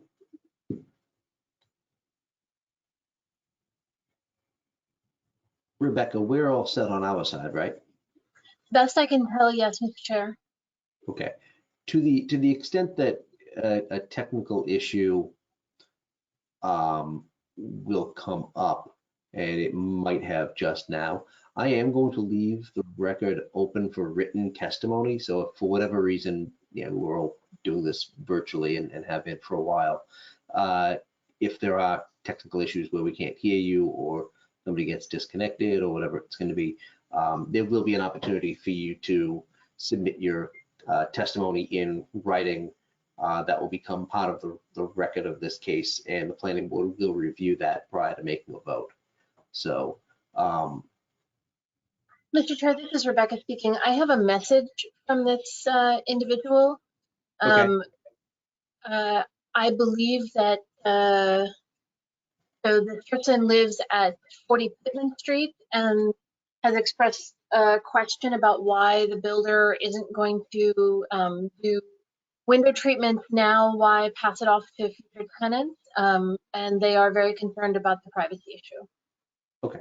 I would ask that individual to please submit that in writing, because the way the administrative record is assembled, it needs to come from the applicant, not through staff. So I would ask that we recognize that there was an issue. Staff has relayed what the comment was, but I would ask for the applicant to raise that in a written comment to the board, so it actually does come from that member of the public, please. Mr. Chair, this is Rebecca again. The individual has indicated that they understand and will do so. Okay, thank you very much.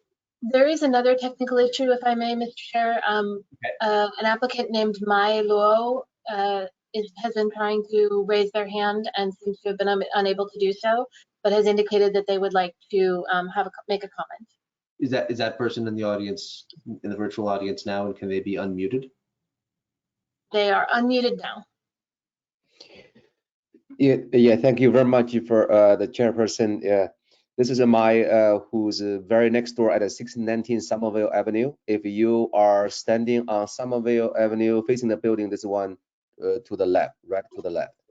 So I have a question is, and what I don't see the building has a buffer zone between 619 Somerville. Maybe I missed something between 619 Somerville and 599 Somerville.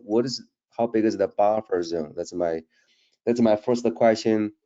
Then the second question is, What is this building intended to have a animal testing, animal or not? That's the second question. The third question is, what is the how to control noise and the smell? I know this is pretty highly regulated, but this is in a residential zone. And how do you take an extra effort to control the noise and the smell in this mainly designed for residential area? 3 questions. Thanks. Thank you. And just as a reminder, that the applicant has heard your questions, the board has heard your questions, and they will be addressed at the close of testimony. The next hand I see raised is Tori Antonino.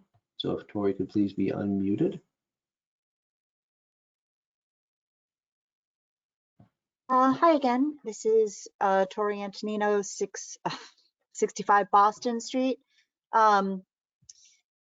I was looking at the image and I'm trying to, I like the design of the building, and I was looking at it. I'm like, what does it remind me of? And it reminds me of a trolley car. And I don't know if that was done intentionally or not, but it's clever, and I like it, and I appreciate it if it was intentional. The parking bothers me. It looks like they got it down to 33 spaces. And then I was doing a quick calculation. I don't know if it's correct, but if we're looking at the 0.6 per thousand metric, what I got, if it was 45,000 square foot, was 27 parking spaces. It might not be in a transit-oriented district. I don't know if it's close enough to Porter Square, and I don't know if that 0.6 just, it refers to developments in the transit-oriented district. But I mean, I just wonder if that number can be even lower. I guess I understand if you're hearing it for your tenants, but I feel like if you can make the amenities, provide enough amenities to get, that last quarter mile, getting people to work and providing, showering facilities in the bike room, which may or may not be there. I feel like we can really go, do a lot in reducing that parking. So my main concern is about the landscaping. Well, first of all, thank you. How creative is it that you have got this sort of like 3-tiered section of landscaping to provide buffer, to provide noise abatement, privacy? It seems that it's still not going to be very private, or at least not in the next 10 years until these trees have a chance to grow. But I wondered here again, if there is a way to do a treatment of the I think it's 44 Pittman, where they face the back of the building.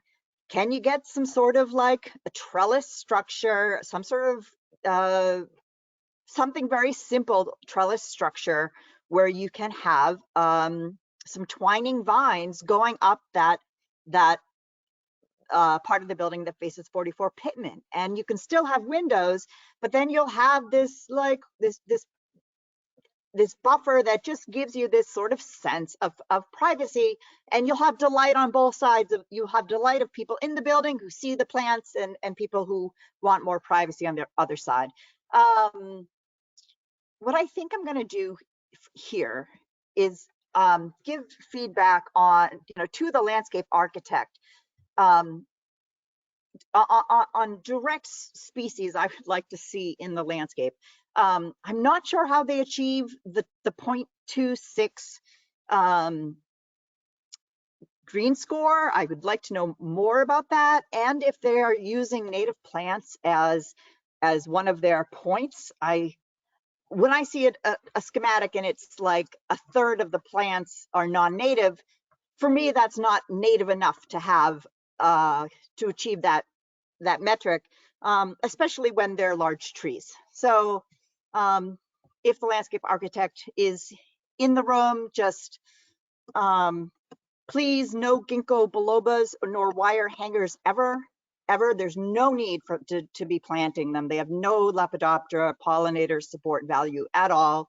I would love to see some use of our wonderful Ilex opaca, and that is our holly tree. If you want to add some more evergreen buffer and height. So I have a lot more suggestions, and I guess I would be asking Rafi Properties either as a condition for this plan to be presented to the Urban Forestry Committee, or just if I give input, that I am able to have a bit of a dialogue with the landscape designer, because there are going to be a lot of plants going in, and this is an opportunity to create a real biodiverse buffer that are going, if we plant the right plants, then we'll be getting our chickadees and blue jays and wrens and thrushes who couldn't be here tonight, but they told me to, you know, they're trusting me to speak on their behalf. So that's it. I will send in more testimony, and I do appreciate this. I do appreciate Rafi Properties having such close communication with the neighbors. Thanks. Thank you very much, Tori. I'm trying to see if there's anybody else with their hand raised right now, and I don't see anybody. Rebecca, have you been told kind of offline if there are folks that are having technical difficulties still and need to be recognized? Mr. Chair, this is Rebecca speaking. I have no further connection from the audience with a request or an indication of problems. Okay, great. I see one person who has just raised their hand, Saurabh Agarwal. So if they could please be unmuted. Good evening, folks. Just was wondering, when is the demolition plan to begin? And then I was just wondering what the plan was to contain that dust and residue. Thank you. And could you please just introduce yourself for the record? Oh, yeah, sorry. My name is Shiley Shaw, and I am at 8 Spring Street. Okay, thank you.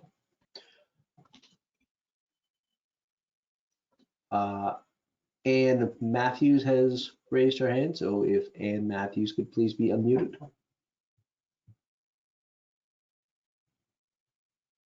Ann, you're unmuted. I don't. This is Rebecca speaking. Sorry, Ann, you're unmuted, but it shows that you're muted still on your end.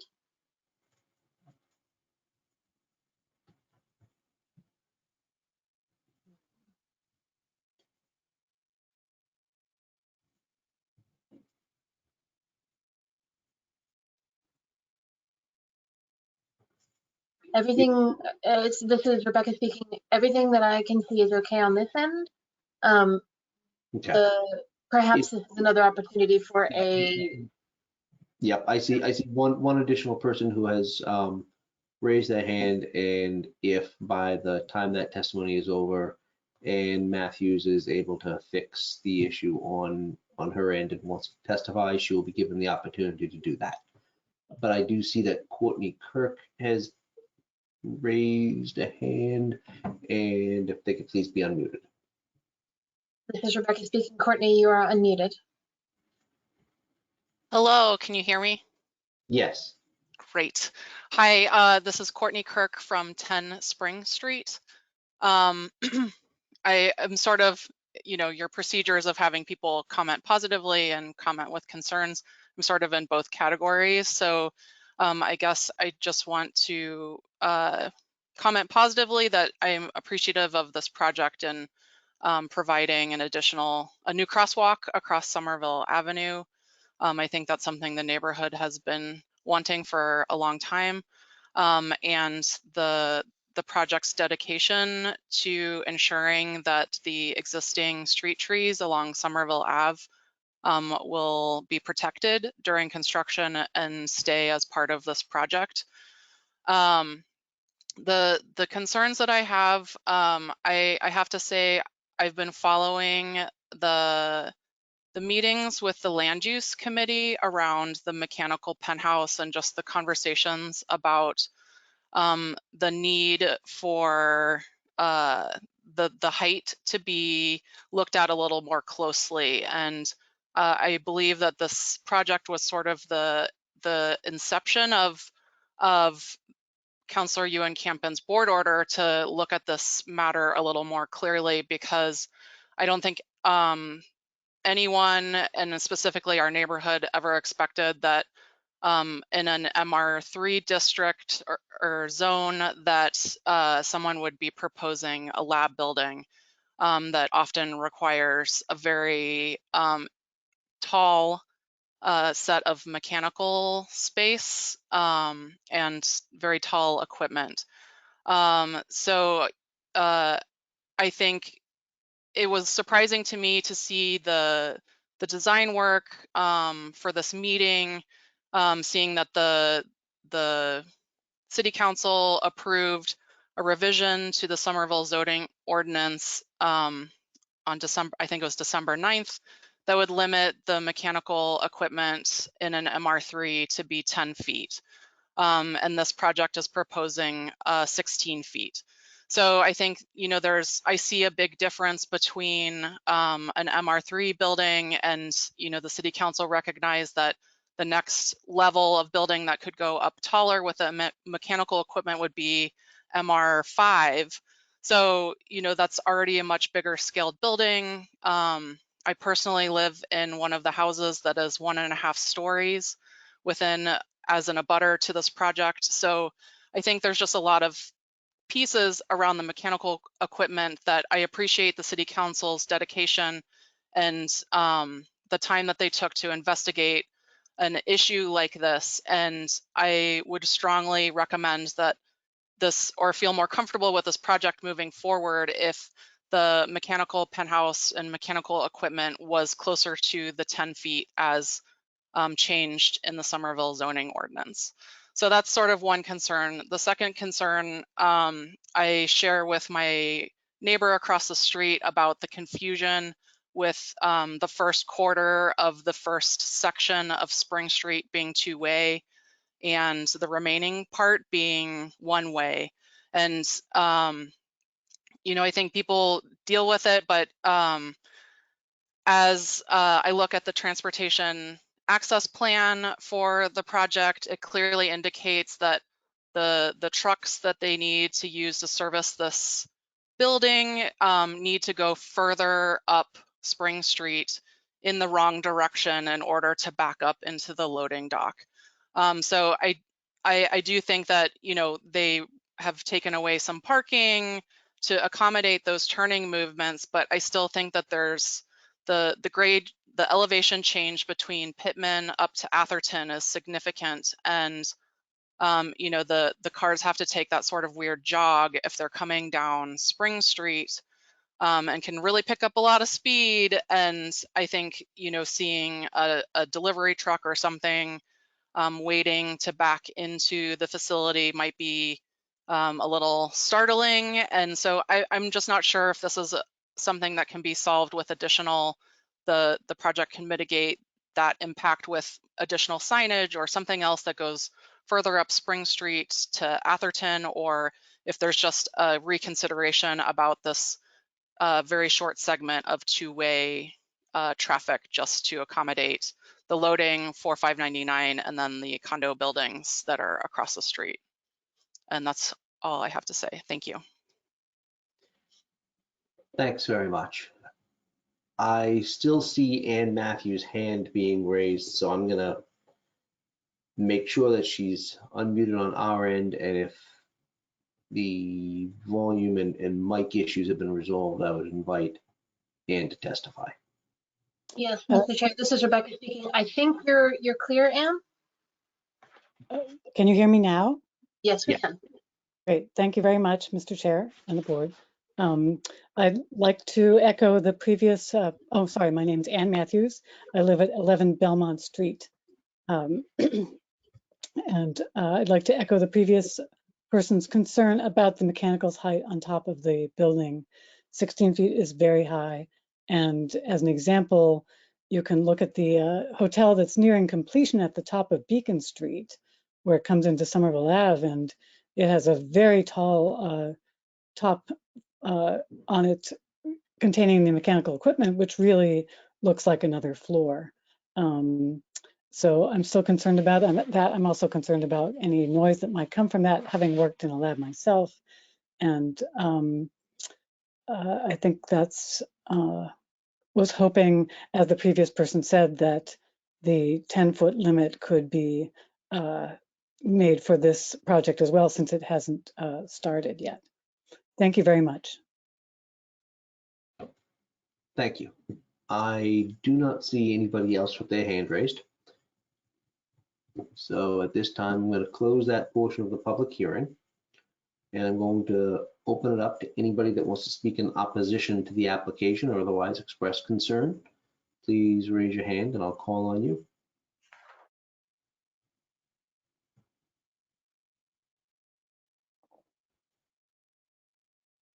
Going once. Going twice. Seeing none, I'm going to close that portion of the public hearing, and I will leave the written record open until Friday, the 14th at noon. Please email planning@somervillema.gov for the planning board to be able to receive your written testimony in advance so it can be reviewed and assessed before our next meeting. So there were a couple of, for the applicant, there were a couple of comments that were shared by some folks that I'd just like you to address first before I kind of get into my comments. So one of them was signage and demarcation on that first section of Spring Street to make sure that folks know that it's two-way. I assume that's something that will have to be worked out with the appropriate city department to make sure that it's properly signed and properly lined. But I would hope that to the extent that it's unclear to folks now, that it be improved. Mr. Chair, yes, we've had a number of discussions with the mobility division on this particular issue. We've been looking at it ourselves and talking through it with our transportation professionals on the team. And I think the conversations with the mobility division have kind of resulted in that the situation, we want to make sure that is the least impactful on the neighborhood as it can be. And I think, we're going to continue to work with them clearly on the Somerville Ave streetscape, as well as how it turns the corner and goes to Spring Street. So I think it's a very easy conversation about signage and other ways we can kind of address some of these concerns. The mobility division, I'm happy, I don't know if the staff is here or they could speak to it as well, but they've expressed to us that they think that eliminating that two-way section is probably going to cause more disruptions to the neighborhood, and we're not in favor of that solution. So I don't want to speak for them, but I think we've been taking their guidance on this because this happens to be kind of a neighborhood affecting element that we really want the mobility division's input and leadership on. So it's certainly something that is on our list as the project progresses through the process. Sure, and it's certainly something that I would encourage you to continue to do. The other concern that I heard that was kind of common to folks was the privacy issue for the homes behind on Pittman. And I'm wondering if you could scan over to the rendering that you have of the back of the building and the windows that are kind of at issue, and talk about how you plan to mitigate those privacy concerns, but because they were raised by several members of the public, as well as by Councilor Ewan Campen, it's definitely something that nobody wants to have. Office windows looking into their dining. Yeah, no, and I touched on this in my kind of formal remarks, but we've had a number of conversations with the abutting neighbors, and I've been out in the backyard at 40 Pittman with one of the residents there who was kind of our primary contact with that property. I think we had a lot of back and forth. You know, we went through a number of different possible solutions for this, shared some glass samples with him, sort of, you know, and kind of talked through that. We kind of came around to the sort of working through how to do this, not necessarily having the tenants figured out for those 2 floors yet. That at a minimum, we were going to commit to working with the tenant to, you know, to put, whether it's frosted glazing on the window or it's permanent window shades that are non-movable, that in some fashion that is designed to sort of fit in with the tenant's fit out of how their office or lab or conference rooms or office, you know, or other types of uses that might be on those window frontages, that at an absolute minimum, they will go up to 6'4" off the finished floor and not allow any views out to the adjacent properties. So that's the commitment we've made, and you know, really want to thank Councilor Euenkamp for helping kind of facilitate all of these conversations, and kind of I think we had a real healthy dialogue around how to address this privacy concern. So we've made that commitment to the folks at 40 Pittman already, and you know, I think the exact solution is whether it's a permanent shutter inside or some sort of you know, glazing, frosted glazing. You know, it's adhered to the window.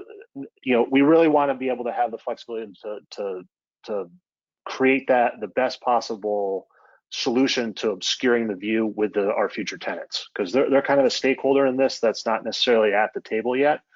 And I think everyone, you know, in the conversations we're having with the individual at 40 Pittman and you know, I think everyone was comfortable with that as a solution going forward. Right. Russell, usually what the board does when it comes to issues like this is we insert a condition into the special permit document that we vote on that says that the applicant shall work with staff to basically come up with the right solution that works with the abutters and to the satisfaction of staff, because it's not the job of the planning board to tell you what kind of blind you're going to put on a window. Right. So is that something that you would be comfortable with us including in as a condition that you continue to work with staff and the neighborhood to make sure that these issues with the privacy are addressed before? Yeah, I'm comfortable with that. And I think this has been an important issue to the staff too. I know members of the planning department have been in several of these conversations. So I think the expectation is that, you know, because of the unclear design of the interiors of those spaces, that, you know, that we'd have to kind of make sure that the intent and the objective of obscuring the view is held true regardless of what the solution is. So I think our team is comfortable with that. Great. Somebody raised the concern on shadows, and I'm wondering, I don't think I've seen it. Have you guys done a shadow study? And have you, do you have it available to? I do, if you give me a second here.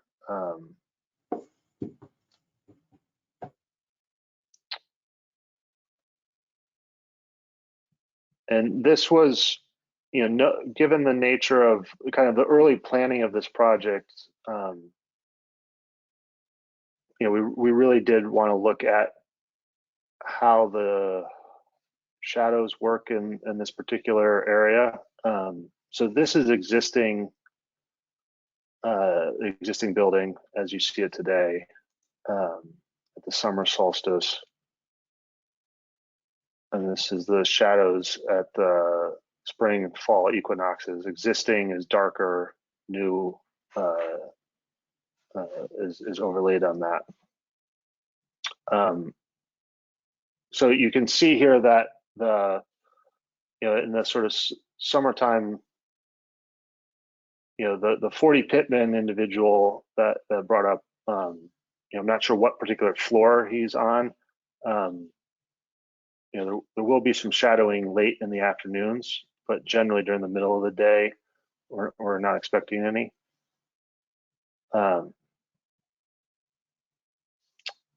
So I think we've, happy to go into that in more detail with him in person as well. We're always been happy to and spoken with a number of people in and around that particular property. So I invite that individual to reach out. We're happy to talk to him. I would encourage you to do that. I've heard nothing but positive things about your willingness to work with the neighborhood. So that's not always what we hear about applicants coming forward with larger projects that abut residential neighborhoods. So I give you a lot of credit for that. The last concern that I heard that was shared, at least on the oral testimony tonight, I'm going to go through the councilor's letter in a second, that addresses some more of the neighborhood's issues, were the height of the rooftop mechanicals. And it's my understanding, and if staff could kind of clarify why the applicant is permitted to present an application with 16-foot mechanicals when the council has modified the ordinance to limit it to 10. It's my understanding that this application was submitted prior to the approval of that amendment, but I'd like staff's clarification, please. Mr. Chair, this is Rebecca speaking. Andrew Gominski, the planner who's working on this case, is here and is able to handle that for you. Thanks. Thank you, Mr. Chair. This is Andrew Gominski, planner with Planning, Preservation, and Zoning. So the reason that this project did not have to adhere to that zoning amendment was because it was advertised for tonight's planning board meeting, 1/6, for all projects that were being advertised for the 1/20/2022 planning board or ZBA hearings had to adhere. But as this project met that timeline, it did not have to adhere to that zoning amendment. I hope that answers the question. It does. Thanks, Andrew. Yep. So, Russell, I'm not sure if you've seen the letter from Councilor Ewan Campen from January 4th to the planning board and to the. I have, Chairman. Yes. Okay. A lot of these have already been addressed, but I just want to go through them because this is kind of a comprehensive review of what the neighborhood meetings have generated. And I think you already have addressed a lot of these, but I do want to go through them kind of topic by topic. The first is the raised crosswalk across Somerville Avenue. You have already said that that's going to happen. Okay. Privacy for rear abutters we just discussed. The building height and the rooftop mechanicals we just discussed. Outdoor gatherings and events. I mean, this is going to be an office and potentially a lab space, but it looks like there's a concern that there will be some, noise generated by outdoor activity. Is there a, I'd like to be able to include a condition that would kind of limit noise and prohibit, official outdoor gatherings, because there's also a concern that there's going to be like a roof deck and things like that. And we just want to make sure that the noise concerns of the neighborhood is addressed. Right. No, this has come up in a number of conversations, both in neighborhood meetings and with individuals.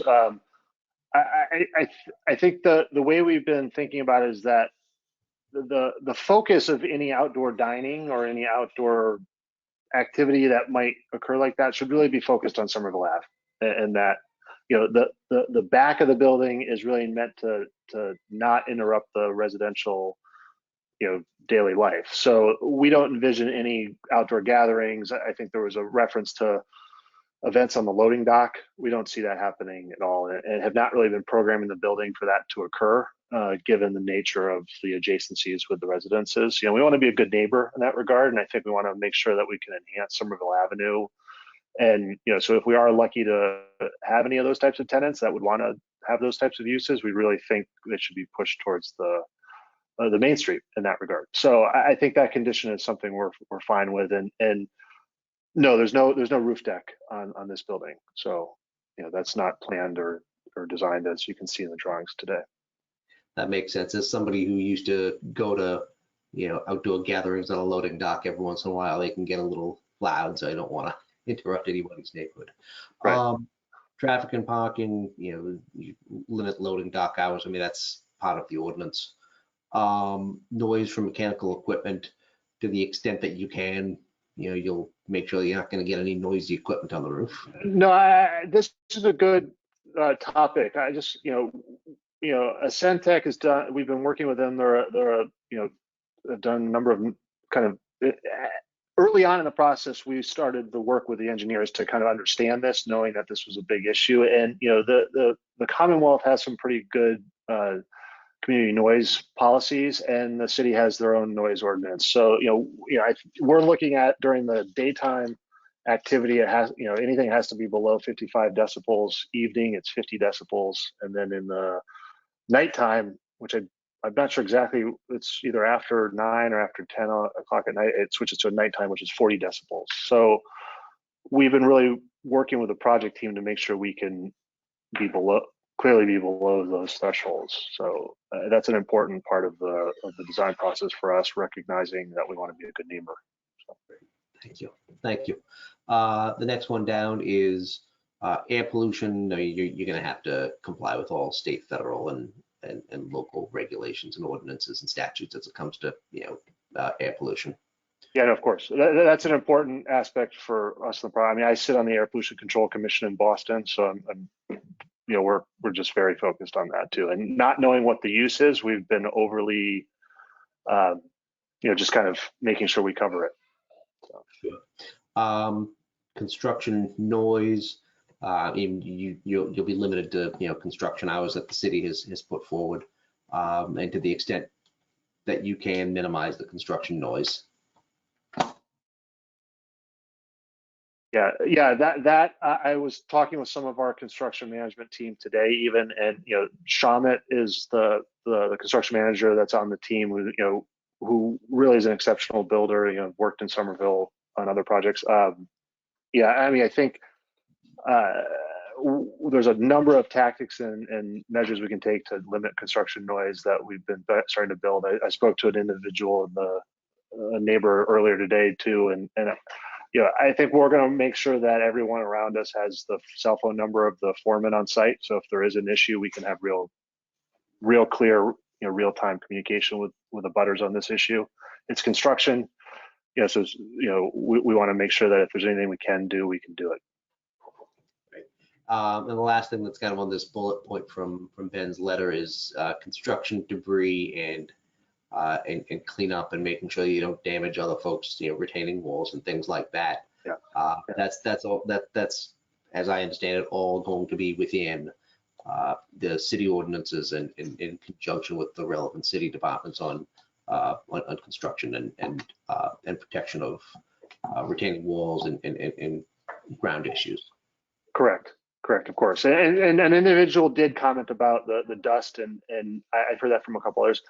That we'll have a sprayer truck there and make sure that we're keeping any dust down with water during key portions of construction that might really kick up dust. So that's something we've heard from a few folks as well. So but that will be in the construction management plan, as well as sort of just really good practices that Shamit has internally. Yeah, great. So Russ, thank you very much. So those are all the concerns that I wanted to raise that that the council had raised and that the public just raised in testimony. I'm just going to make some very brief comments about the application. First, I actually think this is a good-looking commercial building. I think your project, more than many others that I've seen, really does make that distinction kind of between two different buildings, because we ask applicants to do that if the building's over a certain size, and oftentimes it's not done well. I think this one is. I think it's going to kind of rehabilitate this section of Somerville Ave in a building that we love and miss, but should be repurposed to a more modern and more effective use. I don't mind that you're reducing the parking on the back to 25% of what you're required. Your 0.6, which is just outside of the transit zone. So I mean that's close enough where even if the neighborhood hadn't been so kind of full-throatedly in support of a reduction in parking that it's something that I would have considered based on the proximity to, being just a few over from the line from transit. So I'm very supportive of this project. I think it's a good-looking building. I think it's going to enhance the neighborhood so long as the concerns and the considerations that we raised are followed. And again, I want to thank you for what seems to be a really strong working relationship with the neighborhood and with the city in moving this application forward. So, so thank you for that. Those are my comments right now, and I'd like to invite my colleagues, and I'm going to make their hands a little bit bigger so I can see them now that your presentation's done. I would invite my colleagues to raise questions or raise comments or concerns that they've got now if you want. I see Erin's hand.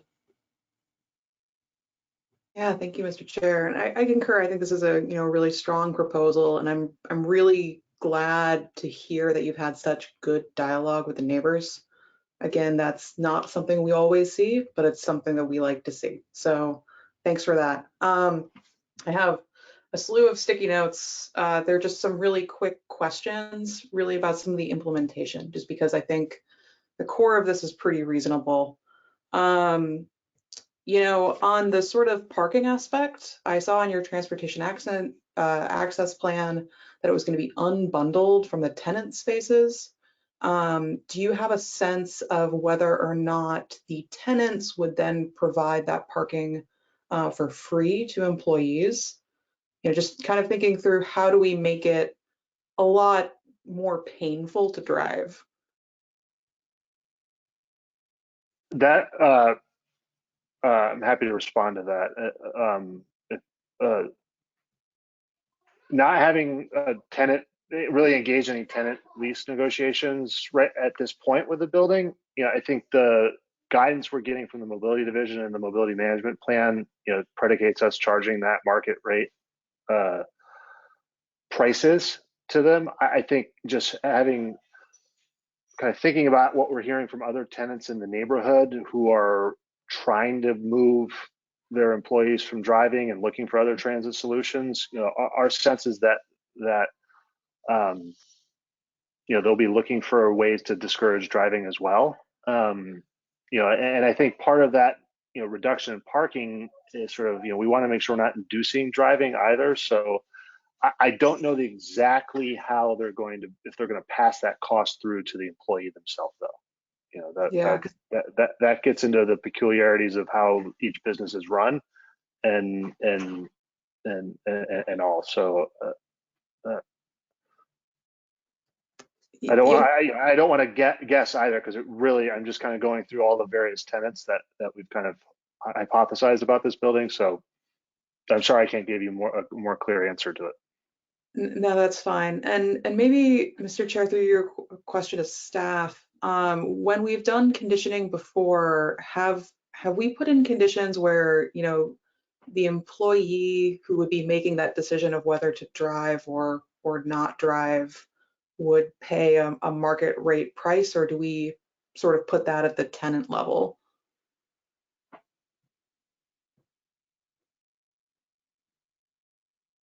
Mr. Chair, this is Rebecca speaking. I'm happy to address Ms. Gino's questions as best I can. This is actually a fairly common issue that comes up in assembly, so I'm sort of familiar with mobility's plans typically. I want to stress that I'm speaking about general practice and not about anything specific for this site, but we've now seen 4 or 5 projects where mobility has conditioned these things the same way. What typically happens is that the mobility management plans that are discussed when the tenants are come in, and that will be triggered by how many employees they have and other features of those tenants, they will have to go through that process with the mobility division. And typically what happens is it's not only offered as a, it's not only unbundled, but it's offered as a commercial provision. So typically mobility requests that, for example, a tenant business could not purchase or reserve a series of parking spaces and make them available automatically for their applicants. They would have to connect those applicants directly to the building manager in order to make arrangements to rent the space. So it is, I wouldn't say we're trying to make it painful, but I would say that we're going further out of our way to make it easy to walk, use transit and bike to a site than we do to encourage people, than we do for people in motor vehicles. Okay. Yeah, thanks. That helps me think about it, which is really kind of what I wanted to get out of that question. I've just got could I, one more thought on that, and I think this came out in a lot of the conversation we had with the mobility division, and Rebecca mentioned the kind of context over an assembly. I think it's important for the board to maybe just kind of recognize the ecosystem of different types of commercial buildings that are in Somerville. And I think the assembly and other much larger commercial buildings on the more eastern areas of the kind of transformational districts of the city, this is not that. This is sort of trying to fill a gap in the kind of commercial ecosystem that is sort of designed to be kind of the earlier stage companies that are in a rapid growth cycle and need space that is there. So I think the complexities of the mobility management plan, we had a lot of dialogue around. And I think this particular issue around how do we make it painful for people to drive, we've been looking at ways we can incentivize different behavioral changes in a more positive and fun way. And in that kind of dialogue we've been having with the mobility division, I think has been good. And it's trying to look at, you know, the size and scale of this building and trying to be smart about how we can kind of change those behaviors. So I think, you know, I think we kind of came to a good set of conditions in the mobility management plan, and you know, and depending on the types of tenants, if they're large enough, they'll have to go through that process again as well. I think that's helpful. It's really like, you know, you have the carrot, but sometimes the carrot isn't quite enough. So you know, what is there even a reasonable stick here, you know? So I mean, I think having the mobility management plan re-trigger off of a certain number of employees, as it does, kind of helps alleviate some of my concern. The other two maybe more tactical questions are around the bike lane. So I know it's on the sidewalk now. Is there a plan for how that gets plowed, right? Because it's non-contiguous with the street. And I mean, we've got a snow emergency under effect as of an hour ago. So kind of what's the plan there? This, as I said,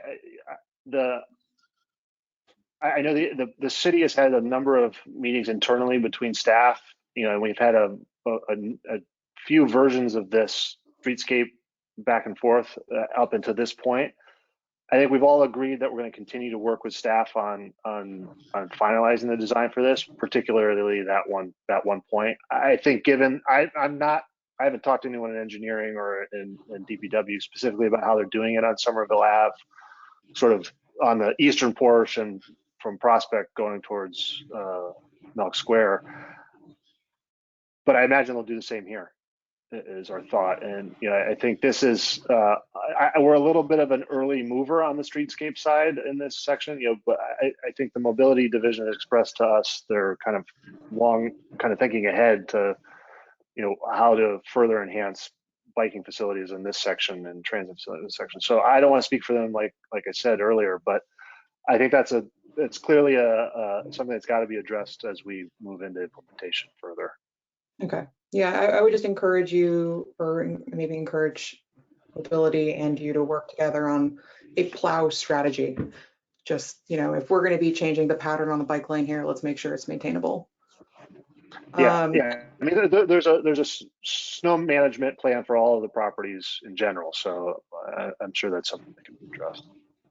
And then the final one is on the number of long-term bike parking spaces. I see that there's 10 in the plan. I would challenge that as not quite sufficient for the desired mode share. If you're thinking about having, 50 or 100 people in the building, 10 parking spots for bikes is not quite a lot.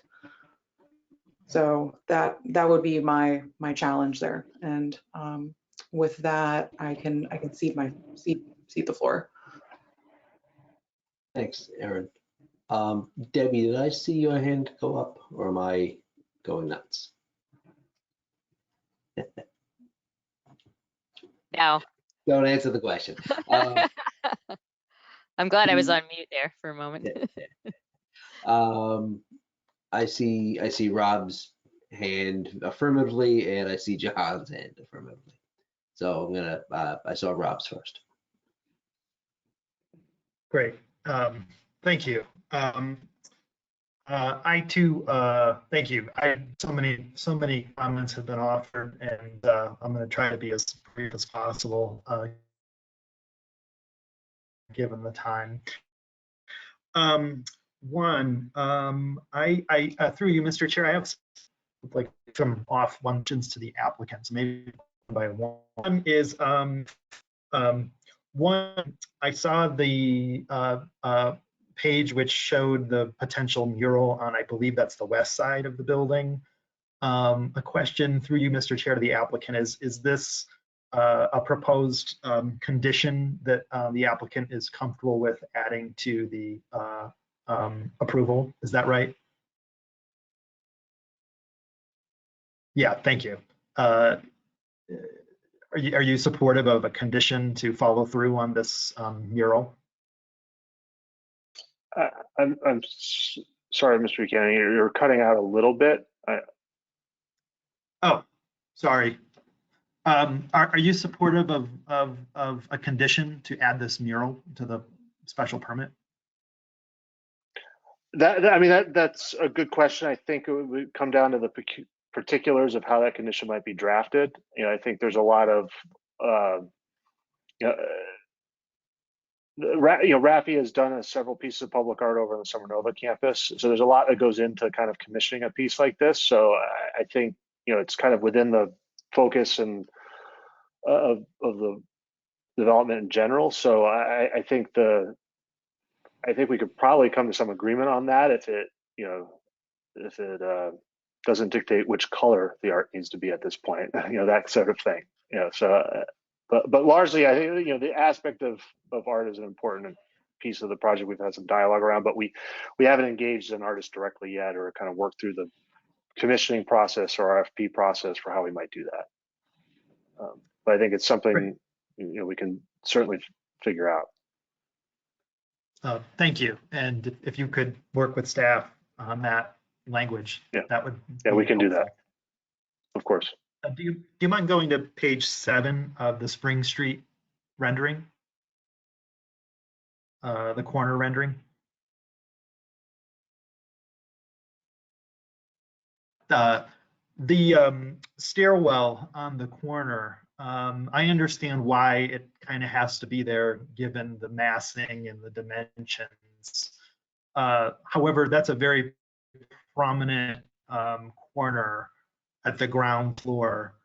Would you be supportive of a condition on the special permit such that there would be interior treatment or art to that interior area such that there is visual interest rather than just kind of a blank stairwell?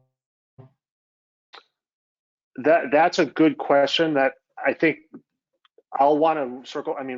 Rob Elfer from Studio Troika is here. He can jump in too if he wants to add anything, but I think we'd want to circle back with the team in general on that. But I'd like to try and answer your question. I think the intent around that stairwell is really to kind of be as inviting as possible for people to use the stairs rather than the elevator. And, the well standards and sort of kind of just healthy building planning, we've been having a lot of dialogue around that stair being a nice place to bump into colleagues or to kind of, generally use the stair over the elevator. So I think the idea is that that ground level is meant to really feel and be as much part of the lobby as possible and be adorned with the things that make it do that. And I think that's, as we get further into design and start to flesh that out in design development and really to construction documents, it's I think it's our intent that that's an active corner and people are using that stair. So I can't say we can commit to the type of art or treatment that you're suggesting, but it's certainly aligned with us wanting to make sure that's an active ground floor space is kind of a primary circulation, a cool spot to hang out. That's why it's kind of designed the way it is. The light fixture coming down through the stairwell. Things are along those nature are kind of what we've been talking about, but you don't have particularly designed yet. Great. I would love, perhaps by the next meeting, if you perhaps could give some thought on what language you could commit to ensure both daytime and evening visual interest. That would be helpful. My next question is on this rendering, did I hear a suggestion that there would be a raised crosswalk also on the Spring Street, or is it just the Somerville Ave crosswalk? It's just the Somerville Avenue crosswalk. Is there, I've heard a lot of testimony about concern about the Spring Street crossing, both for pedestrians as well as sort of the conflicts with vehicles. I don't know if this is something left to the mobility division, but I think that somewhere in the conditions, I would be supportive of a condition of working with the mobility division around further refinement of the Spring Street entry and exit here onto Somerville Ave, both to consider a raised crosswalk and also address some of the many concerns that have been raised by folks tonight during the public testimony. So if the applicant and the staff could think about what language would be appropriate for such a condition, I would be eager to read that prior to our next meeting. Thank you. My next question is Rob, just curious, as it's getting to about 8:45, do we have an idea of about how much more we've got to go with the applicant? Is there a way to speed it up? Yeah, I only have two things, two things left. One is on the facade design. I really I love this building. I think it's great. I think there was one alternative in the UDC that they reviewed where you had, I think it was like a slightly red color brick on the west building. And I'm wondering if at the next meeting you could present an alternative that shows what that looks like to my colleagues, just so we have a point of comparison. And I only ask that as a request because I think that everything about this looks strong, but it just feels a little gray to me and a little not warm, a little cold. And I put that out there as a request. And in the interest of time, the last thing I would ask the applicant to consider is living within the 0.6 per thousand parking ratio that has been articulated as an interest by speakers tonight, as well as in other commercial developments that the board has been reviewing. Thank you. Those are all my comments. Thanks. Jahan, I think you had your hand raised at one point. Do you still have some comments that you'd like to make? Excuse me, Mr. Chair, just one point of clarification. Mr. Buchanan, were you referencing red brick on the right side if you're looking at the building, or left side? Just want to be sure. The left side. Yeah. The looking left at the side, previous, it was, yeah.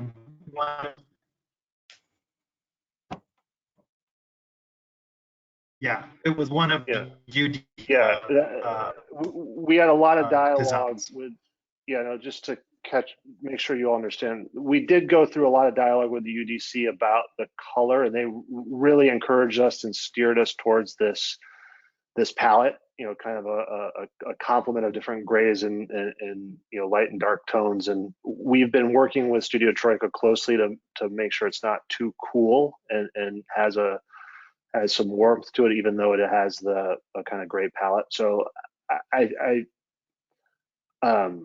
happy to show the red again, but it's been, the UDC is pretty clear. I think we've actually committed with them to this color palette. So I'm not sure how that works through in the process. But I think perhaps we could come back with a little bit more details on the materials if that would help address your concern there. Thanks very much.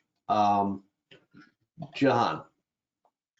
Thank you, Mr. Chair, and thank you to the applicant for this presentation, and also for the engagement with the community and for hearing the many comments. And I'm going to be brief here with respect to what I'm curious about, and it's really the street level retail. So in the site plan, I see that there's a cafe lobby section, and then there's I presume tenant 1 listed. I'd like to get a better understanding of what the applicant's thinking about in terms of the retail, and whether it's retail intended for the users of the building, or is it for the use of the street, if you will, meaning somebody could walk in and use those retail establishments. And then a related question to that is also around signage, if there's any signage considerations that might be associated with this, with any retail establishment or consideration.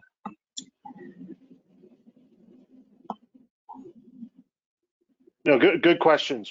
Our intent is to, and it's sort of, as someone referenced earlier, the kind of smells from the sandwiches that used to come out of the Oranga. And early on in the process with the neighborhood that came up, and it was really being in the pandemic, we were sort of like, well, how do we get retail to work? Retail is not really that's a struggle right now from a kind of development standpoint, and just working with tenants. So our thought here is that we really need to be creative with that lobby space, and we're kind of thinking about how it can be a nice place that is ideally active on the ground floor. We haven't found a tenant or operator for that yet, and I think our hope is that we can find someone that is able to do accommodate the kind of public life enhancements that I think we all kind of see for Somerville Avenue. So but I can't speak to the specifics of how it's going to function quite yet. But you can see from the floor plan that we're kind of giving some thought to how it might be, akin to those types of uses. And then through the chair, do you have any question? Do you have any comments about the signage matter? Right, of course. Right. I'm sorry. Yeah, no. We have started to look at the signage just in regard to kind of beginning the conversations with possible tenants about that. There isn't a signage design yet. I think clearly the zoning gives great direction on the signage. I think the sign ban, how do we integrate it into the two facades, we've given a lot of thought to. Is there a vertical kind of stanchion sign? I think our expectation in conversations with staff is that once we've got a tenant and they express an interest in making sure that the signage comes in through a separate review. Understood. Thank you, Mr. President, and thank you, Mr. Chair, as well. Thanks. Does anybody else have any questions for the applicant? I see Amelia's hand. Thank you, Mr. Chair. I do have one question for the applicant, and this is a question I'm hoping you can address for us in a subsequent meeting. But I would really appreciate it, given the concerns that have been raised about the loading and about Spring Street, if you might be able to plan to walk us through a truck turning diagram for the sizes of trucks we anticipate in those loading docks, just to think a little bit more about how that will interact with different traffic patterns on Spring Street. But happy to have that addressed in a subsequent conversation. Thank you.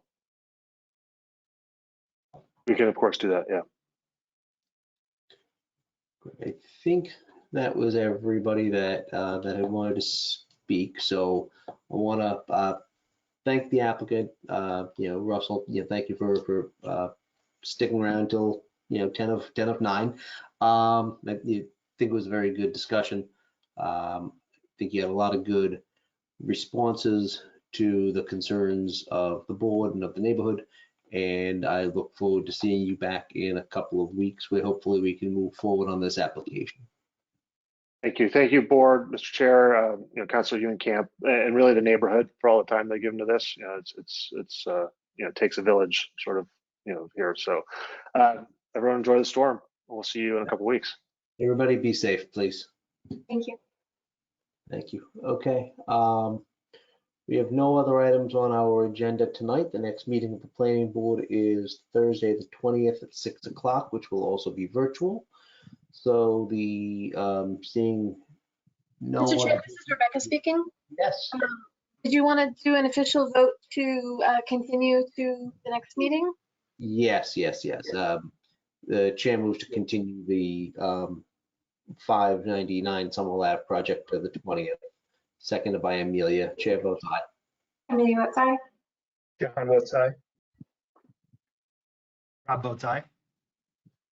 Aaron votes aye. Debbie votes aye. Also votes aye. I realize this is the most number of members of the planning board that we've had for a very, very long time. We didn't usually have two folks. So with no other minutes we need to go through, I think that's going to come up in a subsequent meeting. And no other business before the planning board. I would like to go eat dinner, as I'm sure you would as well.